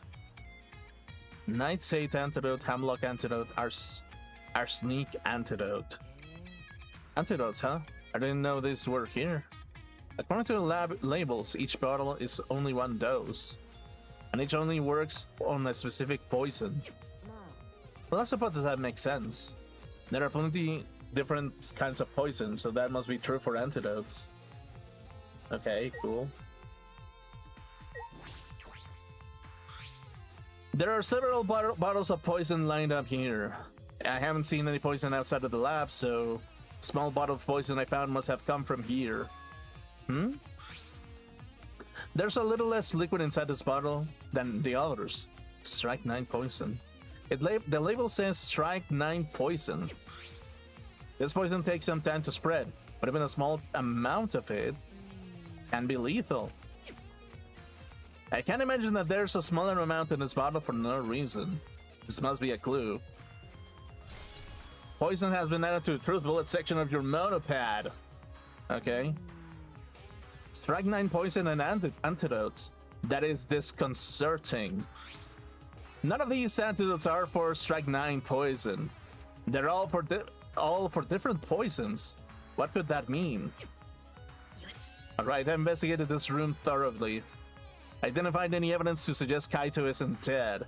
On the contrary, there are plenty of evidence to suggest Kokichi isn't dead. Monokuma is still moving around and the killing game hasn't ended. And Kaito's clothes were in the hydraulic press, which means the victim must be... No, it's too soon to be thinking like that. If I investigate a little more, I'll find something. There's still time. I should head back to the hangar. Perhaps I missed something. I should check again. Okay. Wait, I should go back to the hangar? What? Really? Okay, sure. What's the point of leaving the hangar if there's possibility of something else? Okay. Okay, I should go back to the hangar. Got it. Ba-ba-ba-da-ba-ba.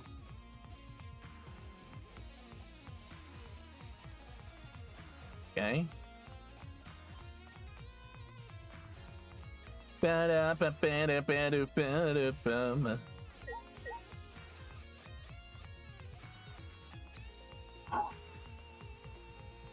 Ba-da-ba-ba-da-ba-da-ba-da-bum. Ba-da-ba-ba-da-bum. Ba-da-ba-da-ba-da-ba-da-ba-da-bum.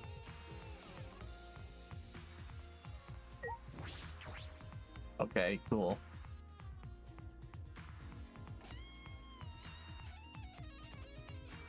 Oh, Maki's here. Oh, Shuichi, can you come with me? どうしたの？ Is something wrong? I found something strange in the bathroom. Please hurry. Okay, he shut it quickly and ran into the bathroom. What are you talking about, Kibo? Okay. Okay. Maki, why is it so easy for you to believe Kaito is dead? Because you killed him, potentially? Like, that's possible. Actually, that's very possible. That's real possible. Oh. あのさ、 Kibo, what are you looking at? Take a look at this. These are Kokichi's clothes?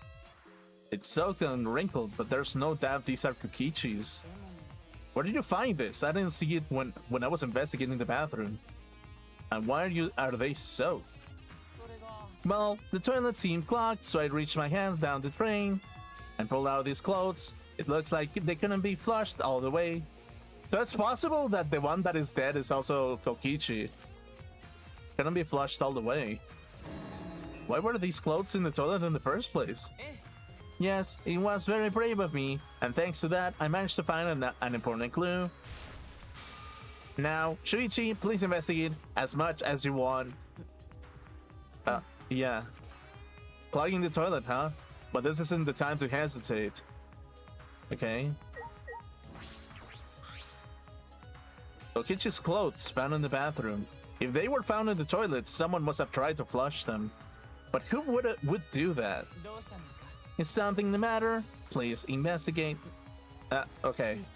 The ultimate detective can't stop here. This has to be an important clue. よし。 Alright. I made up my mind. Grab the Kokichi's soaked clothes and spread them open. あれ？ Huh? There's a small hole in the bag. And another small hole on the sleeve. This is about the same size as the one on Kaito's sleeve. There are traces of blood around the holes too. What does this mean? It could mean that he was attacked. In that case, okay. まさか。 There's a chance Kokichi was the one crushed in the hydraulic press. ありがとう。 Chibo, thank you. Thank you. This is a very important clue. いえ Oh, I'm happy I was able to help, but I must decline shaking that hand of yours. Your hands aren't clean either, though. Kokichi's clothes has been added to the truth bullet section of your monopad. But if Kokichi was the one crushed in the hydraulic press, where did Kaito go? Why not show himself? And why is this game still going, even though the mastermind is dead? あの If this is awkward, Shuichi, can I leave and give you some privacy? You're concerned about that? You and I washed our hands in the sink and left the bathroom. Okay. Cool. Okay. So that's kind of the thing. Now that we're out of the bathroom, we can get a lot more thinking done. Right.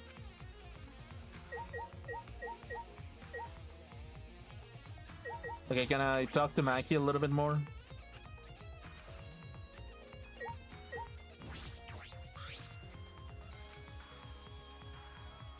Okay.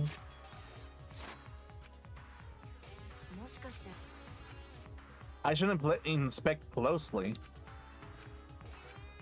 Oh. Is no use something, nothing seems particularly suspicious. Okay. Maybe I can update the bit of clothing.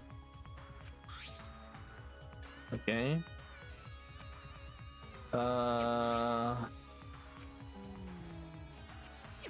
Yeah, we know that was the arrow of some sort. Oh yeah, we have to ask Kimiko since Kibo has an alibi saying, well, no, Kibo has proof that you were outside. You and Kibo look more refreshed now. Refreshing each other in the boys' bathroom. Even now you can't help yourselves, huh? This is all Himiko's imagination, but I don't want to touch that right now. Yeah, no. Okay. Okay, sure. Actually, yeah. There's an exit outlet right in the middle of the hangar. The cockpit is exposed. Okay.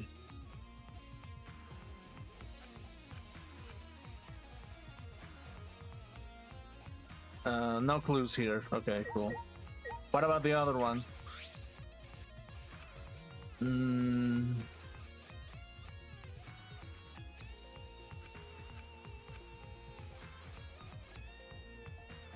It's no use, no clues here. Okay. What about here, the operation panel? It's a panel that controls the alarm system and electric barrier.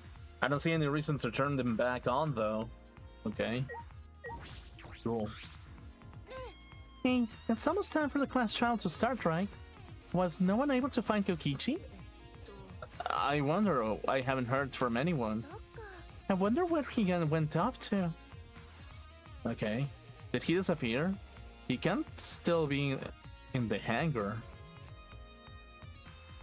Or under there. Shuichi, do you think the one who died was Kokichi? Huh? I mean, your face says you want to think that. But I think that's just a plain impossible. Kokichi's been manipulating us all from the start. I can't believe someone like that could be killed by Kaito. Of course, I don't mean to compliment Kokichi or make fun of Kaito or anything. I know, you're probably right. Tsumugi has a good point. I still don't have enough clues to conclude that Kokichi died. But I'm certain that one of them it must have. Kokichi's disappearance has been added. Like, it could be possible that both of them are crushed. It's about time! Oh. Okay, yeah, sure, whatever.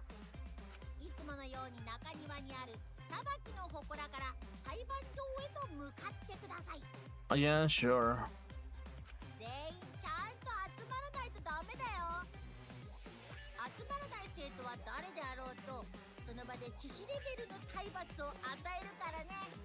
Sure.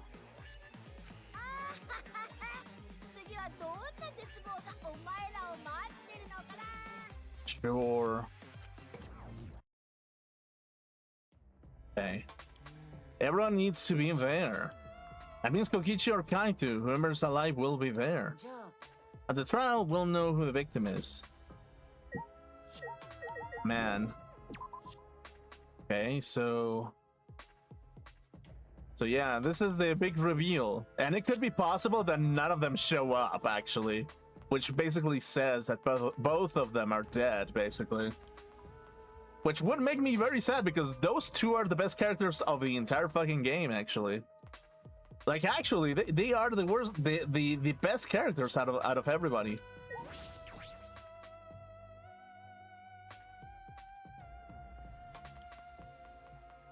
Well, at least in my perspective, a little bit.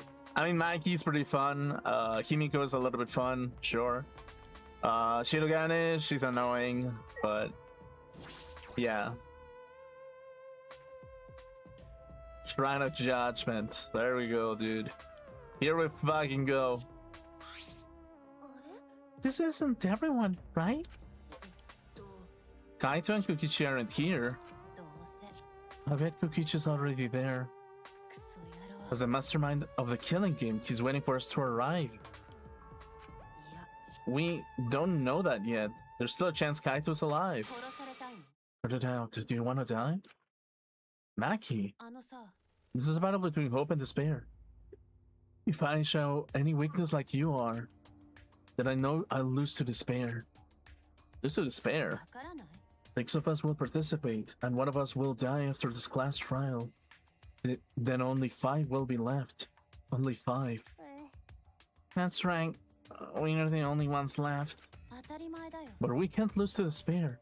Even if we have no future, we need to win. That is the whole point of this class trial. I will defeat Kokichi no matter what I have to sacrifice. No matter what she has to sacrifice? Are you sure about that, Maki? Is that what you call hope? I know that we can't lose to despair, but something is wrong. Something doesn't feel right. Wonder what Kaito would say at a time like this. What would he say to us? If it was Kaito... I mean... I'm suspecting that both of them died crushed or something. That's gonna be my suspicion. That's gonna be the twist.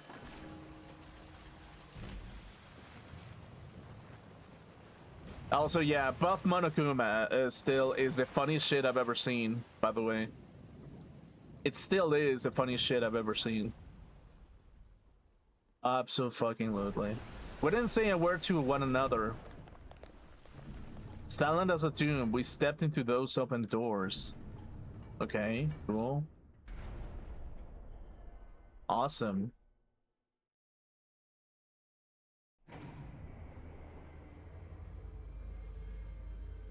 We had lost the will to live, knowing that we know about the outside world.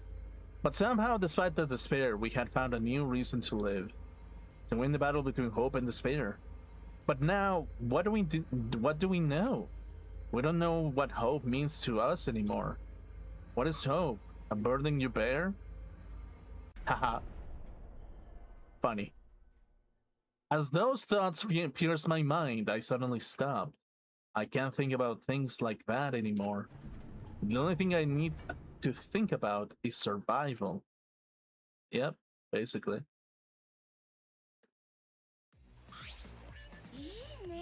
Ah, a battle like this takes me back. After all, hope and despair are natural enemies. Yes, this is truly a magnificent theme. Only esteemed works of fiction have themes as magnificent as this. Anyway, where's Kokichi? Why isn't he here? Mikey was right. The person who should be here isn't. Well, I'll tell you once the trial starts. What's going on? What are you scheming now? It doesn't matter what Kokichi is scheming. This is the final battle between hope and despair. It all ends here. I don't think so, but sure. Kokichi can twist and violate the rules all he likes, but he'll never give up. Hope will never submit to despair. Oh, for the love of... No rules have been violated. Not on my watch, you know? Whatever, hurry up and start. We'll end it with this class trial. We'll defeat the remnants of despair, no matter what. So, get ready. Yeah, Yeah, I got it. Now let's get it started. Mix equal parts life and death, add a dash of lies and truth, bake it in fires of conflict. And when it's golden brown and bubbling, you have yourself a truly a decadent class trial. Okay, yeah, cool. And once more, we face the class trial. Was the one who died Kaito or Kokichi? I can't say for certain, but I believe Kaito wouldn't die so easily. I don't know why I believe that so strongly. Okay. But I will fight to prove it. I will fight with everyone. To grasp the hope on the other side of this truth. I will fight. I will fight in this trial of truth and lies. Okay, sure. Do you want to save? Yeah. And at that point, it was a good time to probably like chill for a bit and then prepare for next stream next week on Thursday, actually. Damn, that's kind of the thing, really. Man. Okay. That's kind of the thing, basically. Like, if anything, like Danganronpa is, I don't want to say that it's like, I don't really want to say that Danganronpa is the perfect piece of... It's a perfect piece of fiction that tries to portray what people are capable of, regardless if they are... I don't know. Regardless of what they are, basically. It's like, if you think about it, you can be the ultimate anything, basically, and still be capable of murder, or still be capable of becoming a hero of anything. Of any kind of, like, in any kind of way, basically. Or you can be just a psychopath and just have fun along with it and get killed because of it. It's just like, it kind of becomes this kind of thing, specifically, where it's like everybody comes from different places, basically, and from different perspectives. And they sometimes give themselves the titles in order for them to kind of, like, keep on going with their lives, basically. But it's just like, it kind of becomes this kind of thing where, like, no matter how beautiful you look, no matter how much ability you have, no matter if you try to be the best person out there, sometimes the world will take the decision for you in certain ways, basically. And not because you want it, basically. And that's so terrible thing. It's such a terrible thing that it kind of becomes this fight between hope and despair, where every single time you kind of have to fight to get the hope of coming to another day, basically. Like, basically, that's kind of the thing, really. No matter what you do, you're gonna hate the condition that you're in, basically. But because you're gonna hate the condition that you're in, you're gonna want to go towards an objective that is good for you, basically, right? For them, the objective was to escape the school and go into the real world, basically. But as we know, the real world is a toxic wasteland. In their world, the world was destroyed, and it's just a fiery wasteland where there's like no life there anymore. And it's just like, and they're stuck as students, basically, without them knowing that they're the only ones left. And because of it, it kind of becomes this kind of thing where it's just like, yeah, it's like their mindset at that point was just like, okay, yeah, well, there's nothing left for us outside there, so let's just kill each other. Let's just commit suicide because there's nothing left for us anymore. And it kind of becomes this kind of thing where it's just like, oh, okay, but if we do, we everything will be over, basically, right? It's like, and even in this universe where there's like limited students in one place, there's still gonna be people are still gonna find a reason to kill each other if they have the chance to do so, basically. And that's kind of the thing when it comes to like all these kind of situations, really. They will find all kinds of creative ways to kill each other if they become an obstacle for them to getting the things that they want. And even if the people get the things that they want from time to time, they're not necessarily gonna be happy with it once they realize what they have obtained, basically. So that's kind of the thing a lot of the time, and it kind of becomes this kind of thing where it's just like the process itself of like becoming something, or like, I don't know, the journey itself is part of the reason of your existence, rather than the end goal, basically, I think. And because of it, it kind of becomes this kind of thing where it's like me streaming every day has been part of the reasons for my existence in some shape or form, actually, me as a person, basically. Because it has given me the purpose to basically have something to look up to and something to work towards, which could potentially help me into just, I don't know, entertaining people at some point, and maybe like finding new connections, finding new friends, finding new whatever, finding economy, finding like something at an end goal, regardless if the world tries to push you away from it, basically. And it kind of becomes that kind of thing specifically, where like, no matter what you do, there's always going to be ways for people to make excuses to kill each other in any way, shape, or form.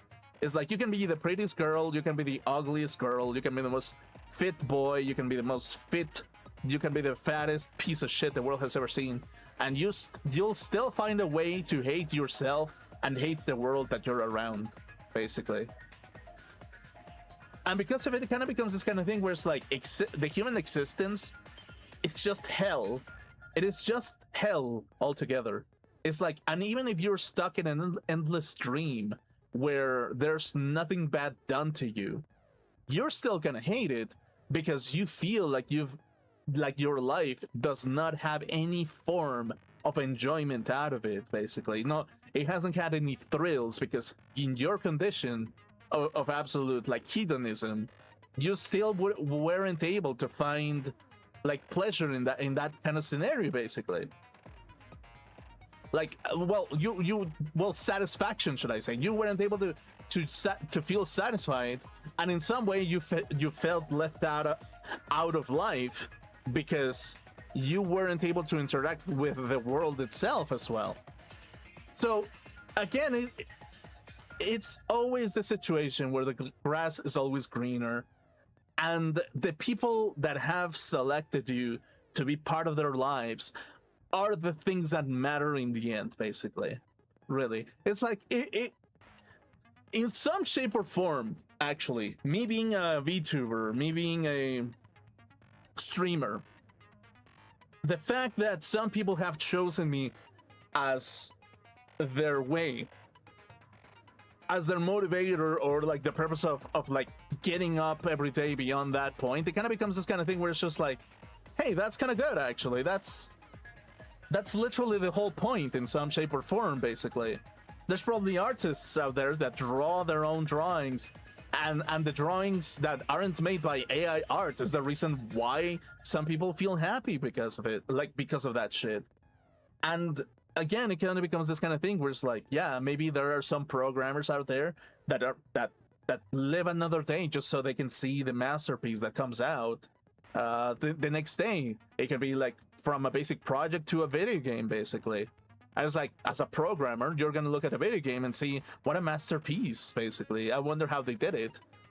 And it's like, yeah, probably you're gonna wonder how they did it in some shape or form. So it kind of becomes this kind of thing where it's like, depending on who you are, you're going to appreciate the crafts that other people have done. You're gonna appreciate the people that have done these things. You're gonna want to see them being propped up, or if you dislike the products that they've made, you sometimes are going to want to prop them down because of that type of scenario, basically. And it kind of becomes this kind of thing where it's just like, no matter what you do, there's no escape out of that type of situation, really. Literally, there's no escape out of that condition, no matter what you do. No matter what you do, no matter how happy you feel, no matter how sad you feel, no matter how angry you feel, no matter if the world decides to put your mood into a certain point, no matter if the world decides how much you get to sleep, or no matter how much the people will pay to see you or anything, the purpose of your existence is the only reason for you to get up every day to some reason. And it's like, to me, in some shape or form, the purpose of my existence has been to, at this point, has been to entertain people, basically. And in some level, I have entertained people in the craziest ways possible, basically. If you think about it, I have. So that it kind of becomes this kind of thing where it's just like, yeah, it's a headache to deal with all these kind of things, really. It really is a headache to deal with all these kind of things. It kind of becomes the purpose of your existence basically becomes this state in which you're actually doing things, basically. And the problem is, like, yeah, like, sometimes people really don't really want to give you money, or some people really do truly want to give you money, depending on who you ask, basically. And if you think that the world is always going to be against you, well, the world is always going to be against you.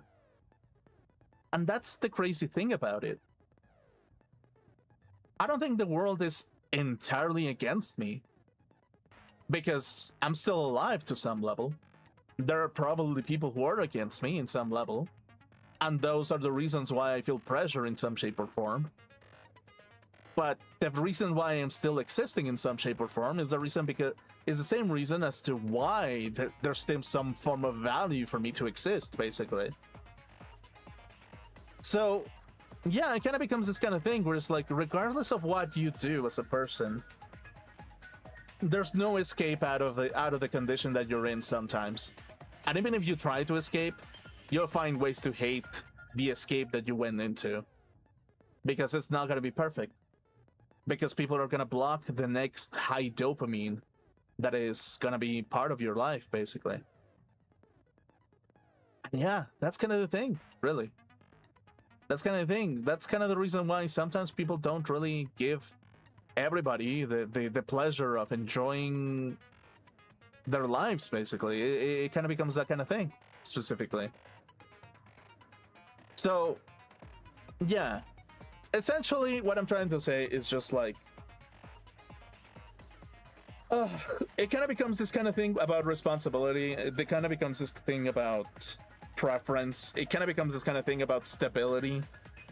And a lot of the times you kind of have to juggle between all these kind of things about stability, about preference, about productivity, about kindness, charity, about like motherfucking like logic, about knowledge, about entertainment, about boredom, and it doesn't really motherfucking make sense to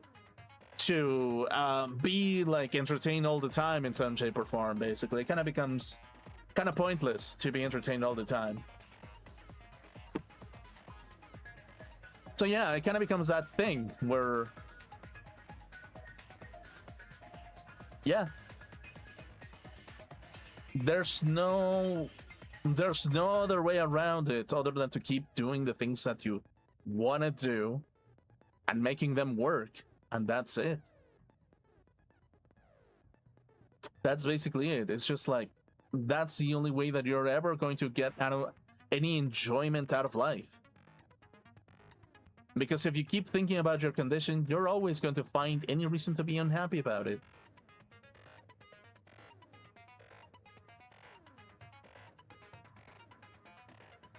Yeah, basically. So yeah, it's kind of sad. It kind of shows that humanity is... The more better humanity is, the more time they had to themselves to think about how terrible their lives are. Basically. In a shape or form, that's kind of the thing.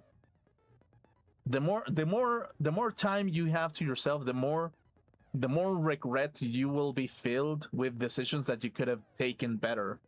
It's like, loneliness can make you a very wise person. It really can, but it can also bring you a lot of like negativity into your life, because you're always going to nitpick any kind of like bad experience that has happened to you.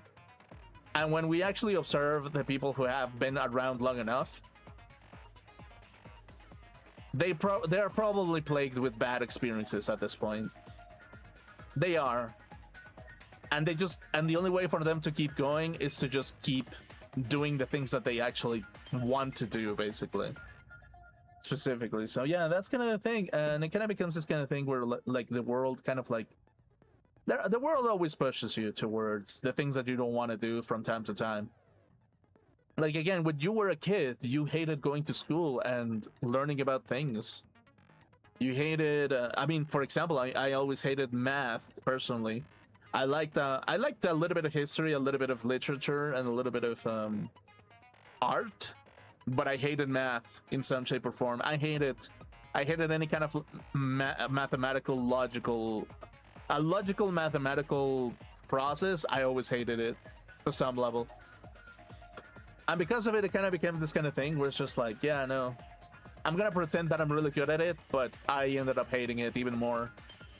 That in some shape or form, me masking myself being able to do it ended up just backfiring on me, and I just ended up just hating myself even more because I was unable to do simple math or something. But that was because, like, specifically, I just mentalized myself to hate it because I hated it, basically. So yeah, that's kind of the thing, really. And again, it kind of becomes this kind of thing where it's like whatever, it doesn't really matter. It doesn't really fucking matter, basically.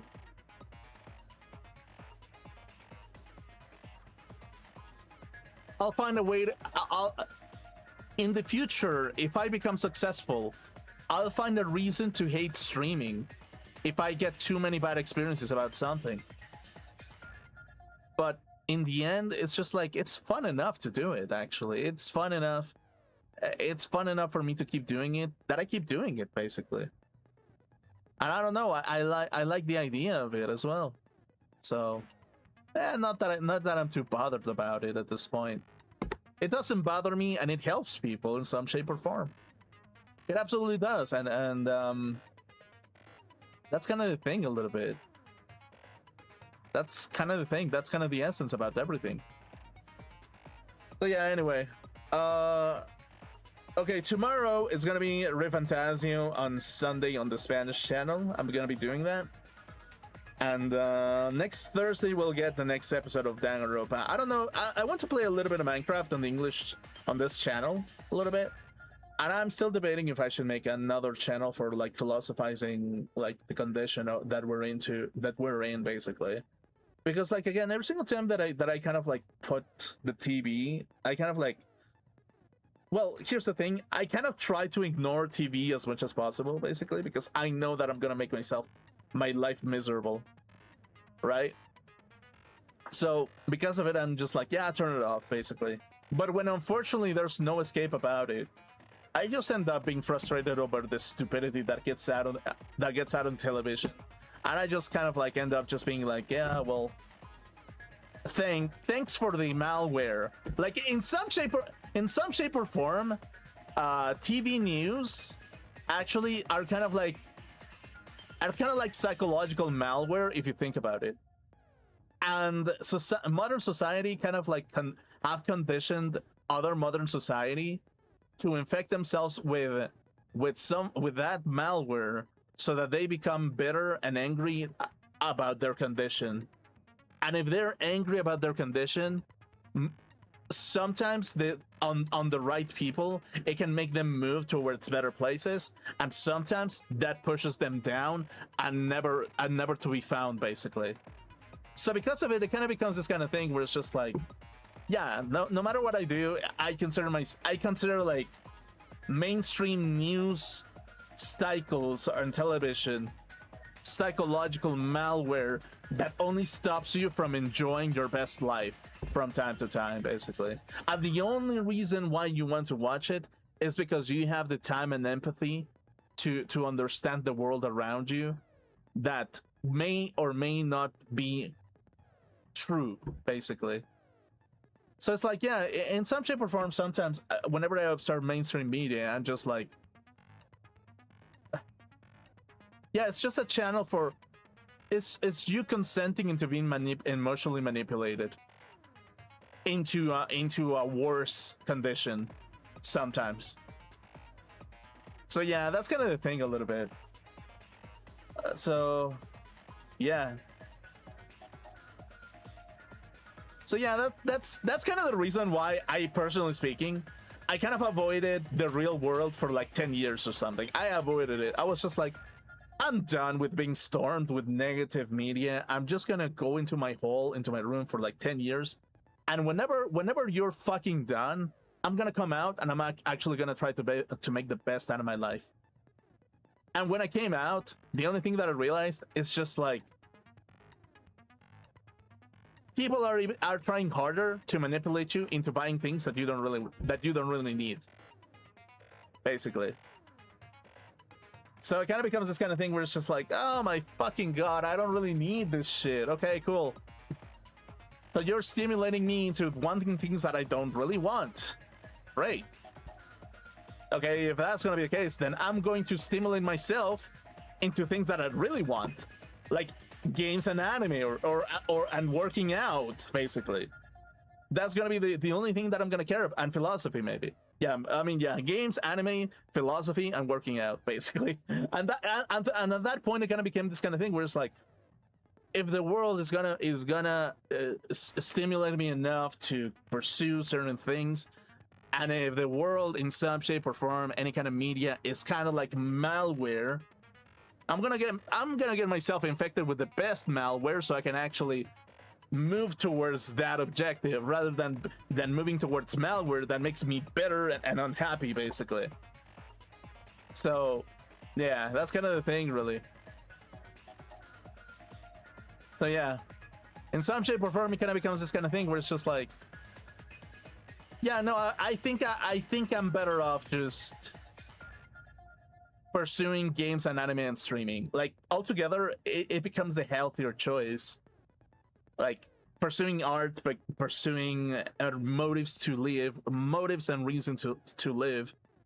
Pursuing music, pursuing anything that makes your world happy, basically. And the funniest thing is as well, is that there are kids out there, like teenagers, that get conditioned for them to aspire to a job that will have a role in society, and they condition them into believing that the world will respect them whenever they get that job. And the reality is, there are other lawyers, there are other cops, there are other artists, there are other astronauts, there are other musicians, there are others who have followed a similar path as you, and they're gonna disrespect you because you're competing against them.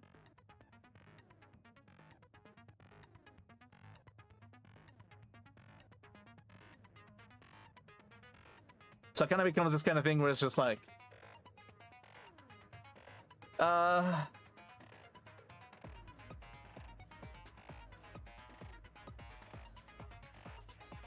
yeah, no, even if you're the smartest person in the room, people are still gonna try to find a way to disrespect you. No matter what you do. They're gonna find a way for them to hate you.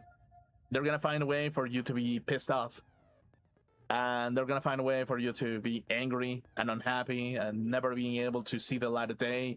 And they're gonna be angry about everything. They can be the richest person on earth and still be angry about something. There could be the poorest fucker on earth and be angry that they don't have enough money.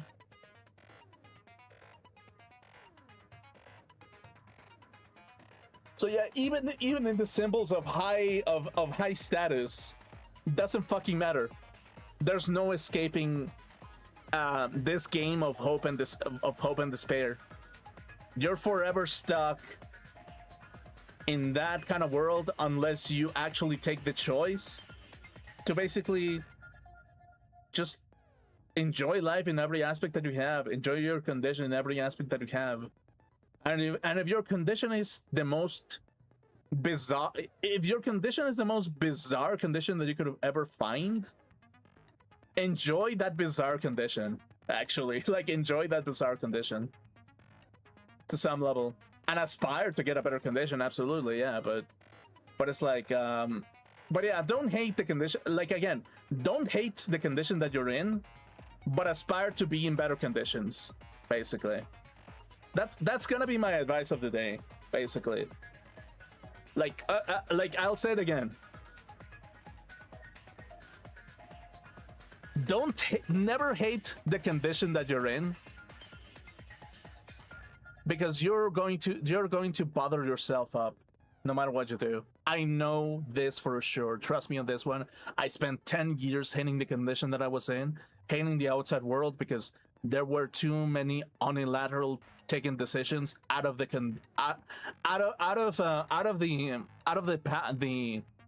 power of certain group of people. And because of that, the only response that I had to say to that was to ignore the entire world and escape it and never help it, and even ignore it in every instance, because I knew that there was an unilateral movement that was going to destroy even the people supporting it, basically. And because of it, I was just like, yeah, you know what? Ignore it. Ignore it. Just be on your life. Be alone as long as you can until things clear up. And when things clear up, okay, then go, basically, even if it takes a couple of years. And it's like, yeah, even when the world clears up a little bit from that kind of dark place, there's still gonna be people trying to block your way, basically, no matter what you do. So, yeah, kind of becomes that kind of thing where it's just like, just do it. If you want to do something, just do it. Really. Like, really, that's kind of the thing. Just do the thing that you want to do. If you're gonna hate your condition, other people will take advantage that you hate your condition. I know for experience that if you hate your condition enough, they're gonna take advantage of that. They're gonna take advantage of your own hatred to use it in a positive way. If you're gonna love your condition, well, people are gonna give you more props to that you're loving your condition, and they're gonna keep you in that condition forever. But yeah, it kind of becomes this kind of thing where it's like, okay, you hate your condition, we're gonna use your hatred in a positive way. Okay, you love your condition, you're gonna remain in that condition, and we're never gonna move you from there because you're the happiest. Even if that happy condition is miserable in a certain point. Oh, you aspire to a better condition? Okay, then okay, go for it, I guess. It's not gonna be easy, but go for a better condition. I hope that works out for you, or something. And it's like, yeah, that's kind of the thing. It's like the world is painted as such a beautiful place, but when you meet other people, you learn that it's not as beautiful. It's not as beautiful as you think. It's not as beautiful as you think.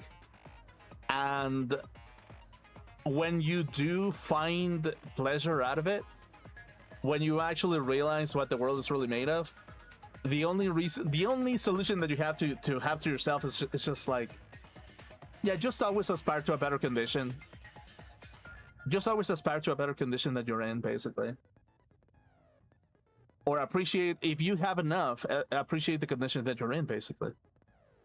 If you feel like you don't need any more, appreciate the condition that you're in. If you feel like you need a change of pace, go for a better condition, basically. I was like, yeah, to some level, that's kind of the thing. If you don't like your condition, oh, people will find a way to use your hatred in a positive way, and you're not gonna like it.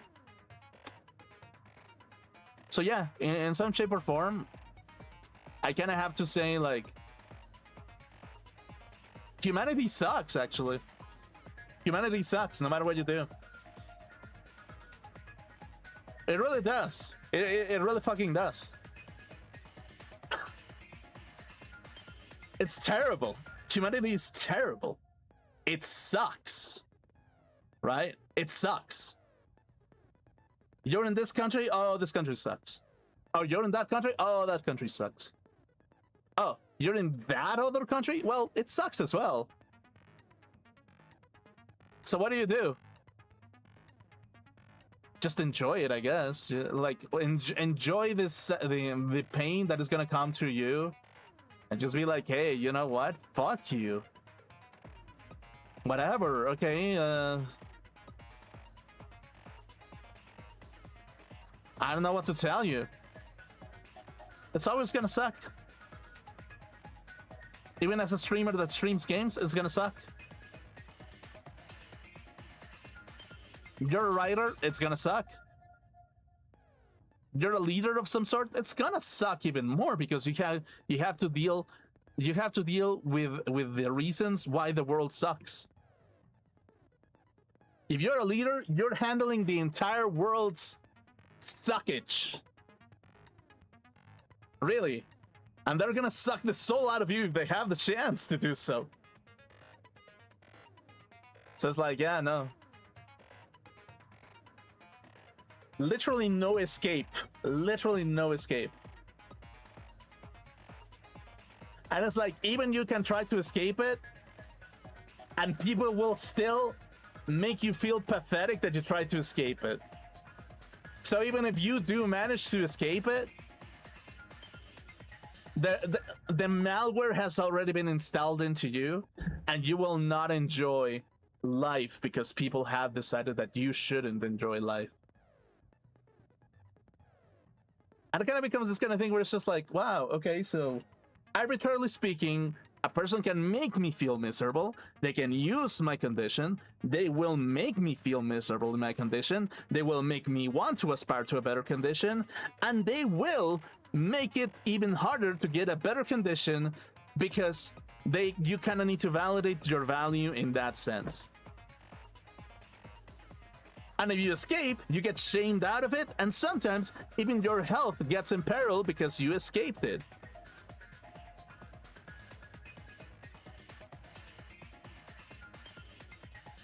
So it kind of becomes this kind of thing where it's just like,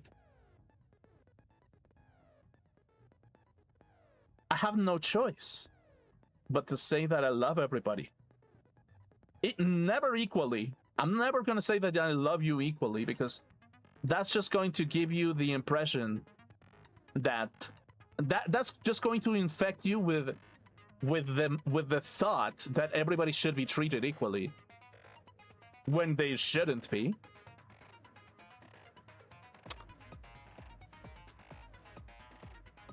And it kind of becomes this kind of thing where it's like, but everybody deserves respect and dignity, basically. It's like, not everybody is the same, but everybody deserves to be respected and dignified in their own life. Everybody deserves that. Not everybody should be treated equally because everybody's different. But everybody should get some amount of respect and dignity out of it. And because of it, that's the only thing, basically. That's the only thing that we can do, basically. I know that kind of message of like treat everybody equally, love everybody equally, is the easiest thing to say because linguistically speaking, it is the easiest thing to say for you to get out of trouble. Linguistically, it's the easiest phrase that you can say. It is literally the fucking easiest. I can say that right now. I love everybody equally. Sure. But the only reason why I'm saying it, it's because I know that will get me out of trouble. You know? So in some shape or form, I'm not gonna lie and say that I hate everybody. Well, yeah. Actually, you know what? I love everybody and I hate everybody. I hate all of you motherfuckers. I love all of you and I hate all of you. Why? Because I respect that you will have the possibility of making my life hell. I know that you will make my fucking life hell if I give you the chance to make it hell. So I have to say, I love you, I love the entire world, and I fucking hate it at the same fucking time. You know? Prejudice equality, everybody gets shit. Literally. I love everybody. Love equality.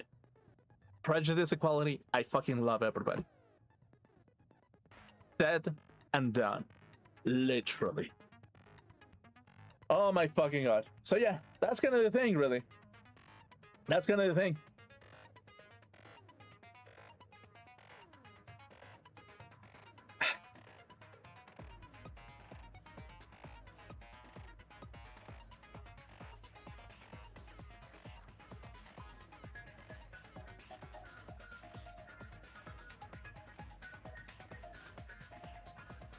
But I do love everybody. I do love everybody who watches me, actually. I do love everybody who watches me. I have to. I have to.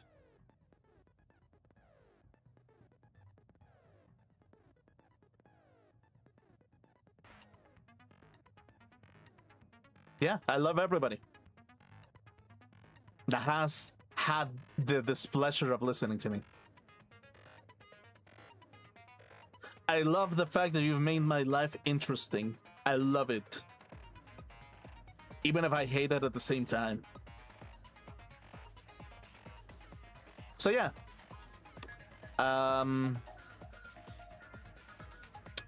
Love everybody. Love everybody. I really love everybody. Yeah. Love everybody that watches me. And I love everybody who thinks that I love everybody who has okay, let me put it like this.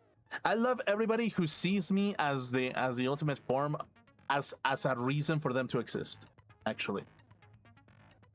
If I'm the reason for you to exist, then I love you.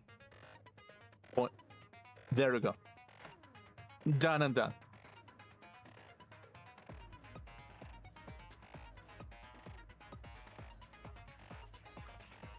But do understand that love is a difficult thing.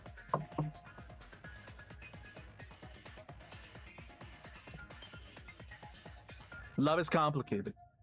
And in order for you to learn how to love, it takes patience. It takes patience with people. It takes patience to understand what the situation is.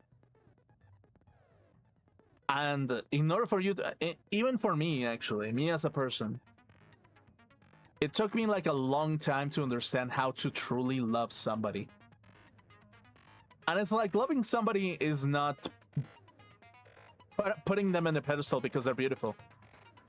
Loving somebody is not putting them in a pedestal, telling them all names, great names, or whatever. No, that's not love in its own way. What I do think that it is, basically, is love is something that requires patience, understanding, and mutual interaction to some level, basically. So, yeah, that's kind of the thing. That's why it's kind of difficult to say that I love everybody, because it can be such a fucking hypocritical thing to say, actually. Like, personally, whenever I say I love everybody, I feel a little bit hypocritical saying it. A little bit, yeah. So maybe I should rephrase it. I should maybe... What do I say, actually? Thank you?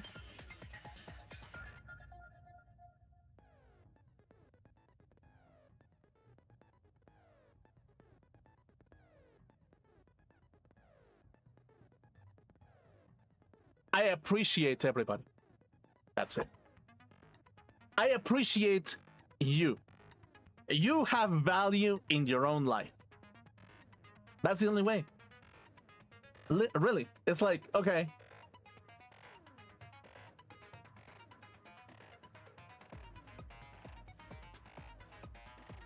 I appreciate everything. I appreciate the attention that you've given to me. I appreciate it. And I appreciate your existence. And I appreciate that maybe I'm the reason why you exist. Maybe. Maybe I'm the reason some people exist, actually. Maybe I am literally the fucking reason some people exist. And that's good. That's good in itself. That's a good thing. So yeah. Go out there, exist, and find purpose. And see what happens after that, basically. See what happens. Anyway, I'll see you tomorrow. Have a good one, everybody.